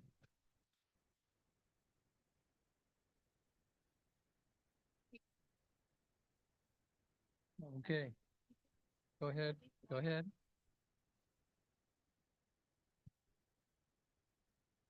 I am so proud and so happy for you. Congratulations, my fellow bear. Um, you will enjoy it, and it's going to be a wonderful opportunity. It's going to just continue to strengthen and enhance your advocacy skills and your love for your community and your values of social justice as you continue to go to Berkeley, and it's going to form you and continue to just empower you in a way incredibly. You're going to meet students and feel even much more strengthened. And so I want to say that it has been such an honor, such a pleasure to have you join us here on the board since the beginning. You're like, I'm going to schedule meetings and getting you straight to work and already leaving a legacy of different things that weren't in place for the student trustee, and your commitment, despite all of the different commitments that you had, to still make it to some of the conferences, some of the meetings, and to ensure that the student voice was always in places. So I want to really thank you for taking the time to do that, for those wonderful values that continue to inspire me. And I know I speak on behalf of the board. Anything that you need, always feel free to reach out to us. Felicidades for everything you've done, and thank you so much for the wisdom that you brought to this board. Anyone else? Okay. Yes. Same here. Well, I too attended the annual trustee conference and was happy and proud to report that I was reelected to the CCCT board for another 3 years. Thank you. Thanks for your support. And I brought back one of the handouts from a presentation on phantom students, phantom applications. And as I was listening to the presentation, I knew that we had heard some of the good work already from our own Dan Watkins. And so when I gave him the handout, he was already familiar with it. So that goes to what you had said earlier. We're already doing good work. And like you said, Dan, we need to, make a formal presentation at some of these conferences. And I think the closing session was on proposed legislation SB 895 for baccalaureate degrees for nursing. And I'm happy to say, and you probably already know this, but our district is represented on the working group up there, and that's you can tell me what her title is. Sandy Melton. What is right. And so, as you all know, some of the criteria that's already been established bodes well for both Ventura College and Moore Park College nursing programs. So anyway, I've been to several campus events, and as I mentioned earlier, it's always great. As Trustee Lichtel mentioned, it just kind of helps personalize things that make it more relevant to me as I perform my duties up here on the board. And looking forward to the graduations. And I know I'm missing some activities past and upcoming, but I want to thank you all for your attention, for your work in preparing the reports, for making mental notes of kind of questions that we asked during these meetings and incorporate and embed them in subsequent reports and information pieces. And with that, yeah. Well, that was the coach, and he's already gone. But it's before 9 o'clock, so I mean, it was still a little bit of a lengthy meeting, but it was productive. And thank you all for your candid conversations, and appreciate that. So, all right. Good night, everybody. Walk-ins on getting a doctor's degree.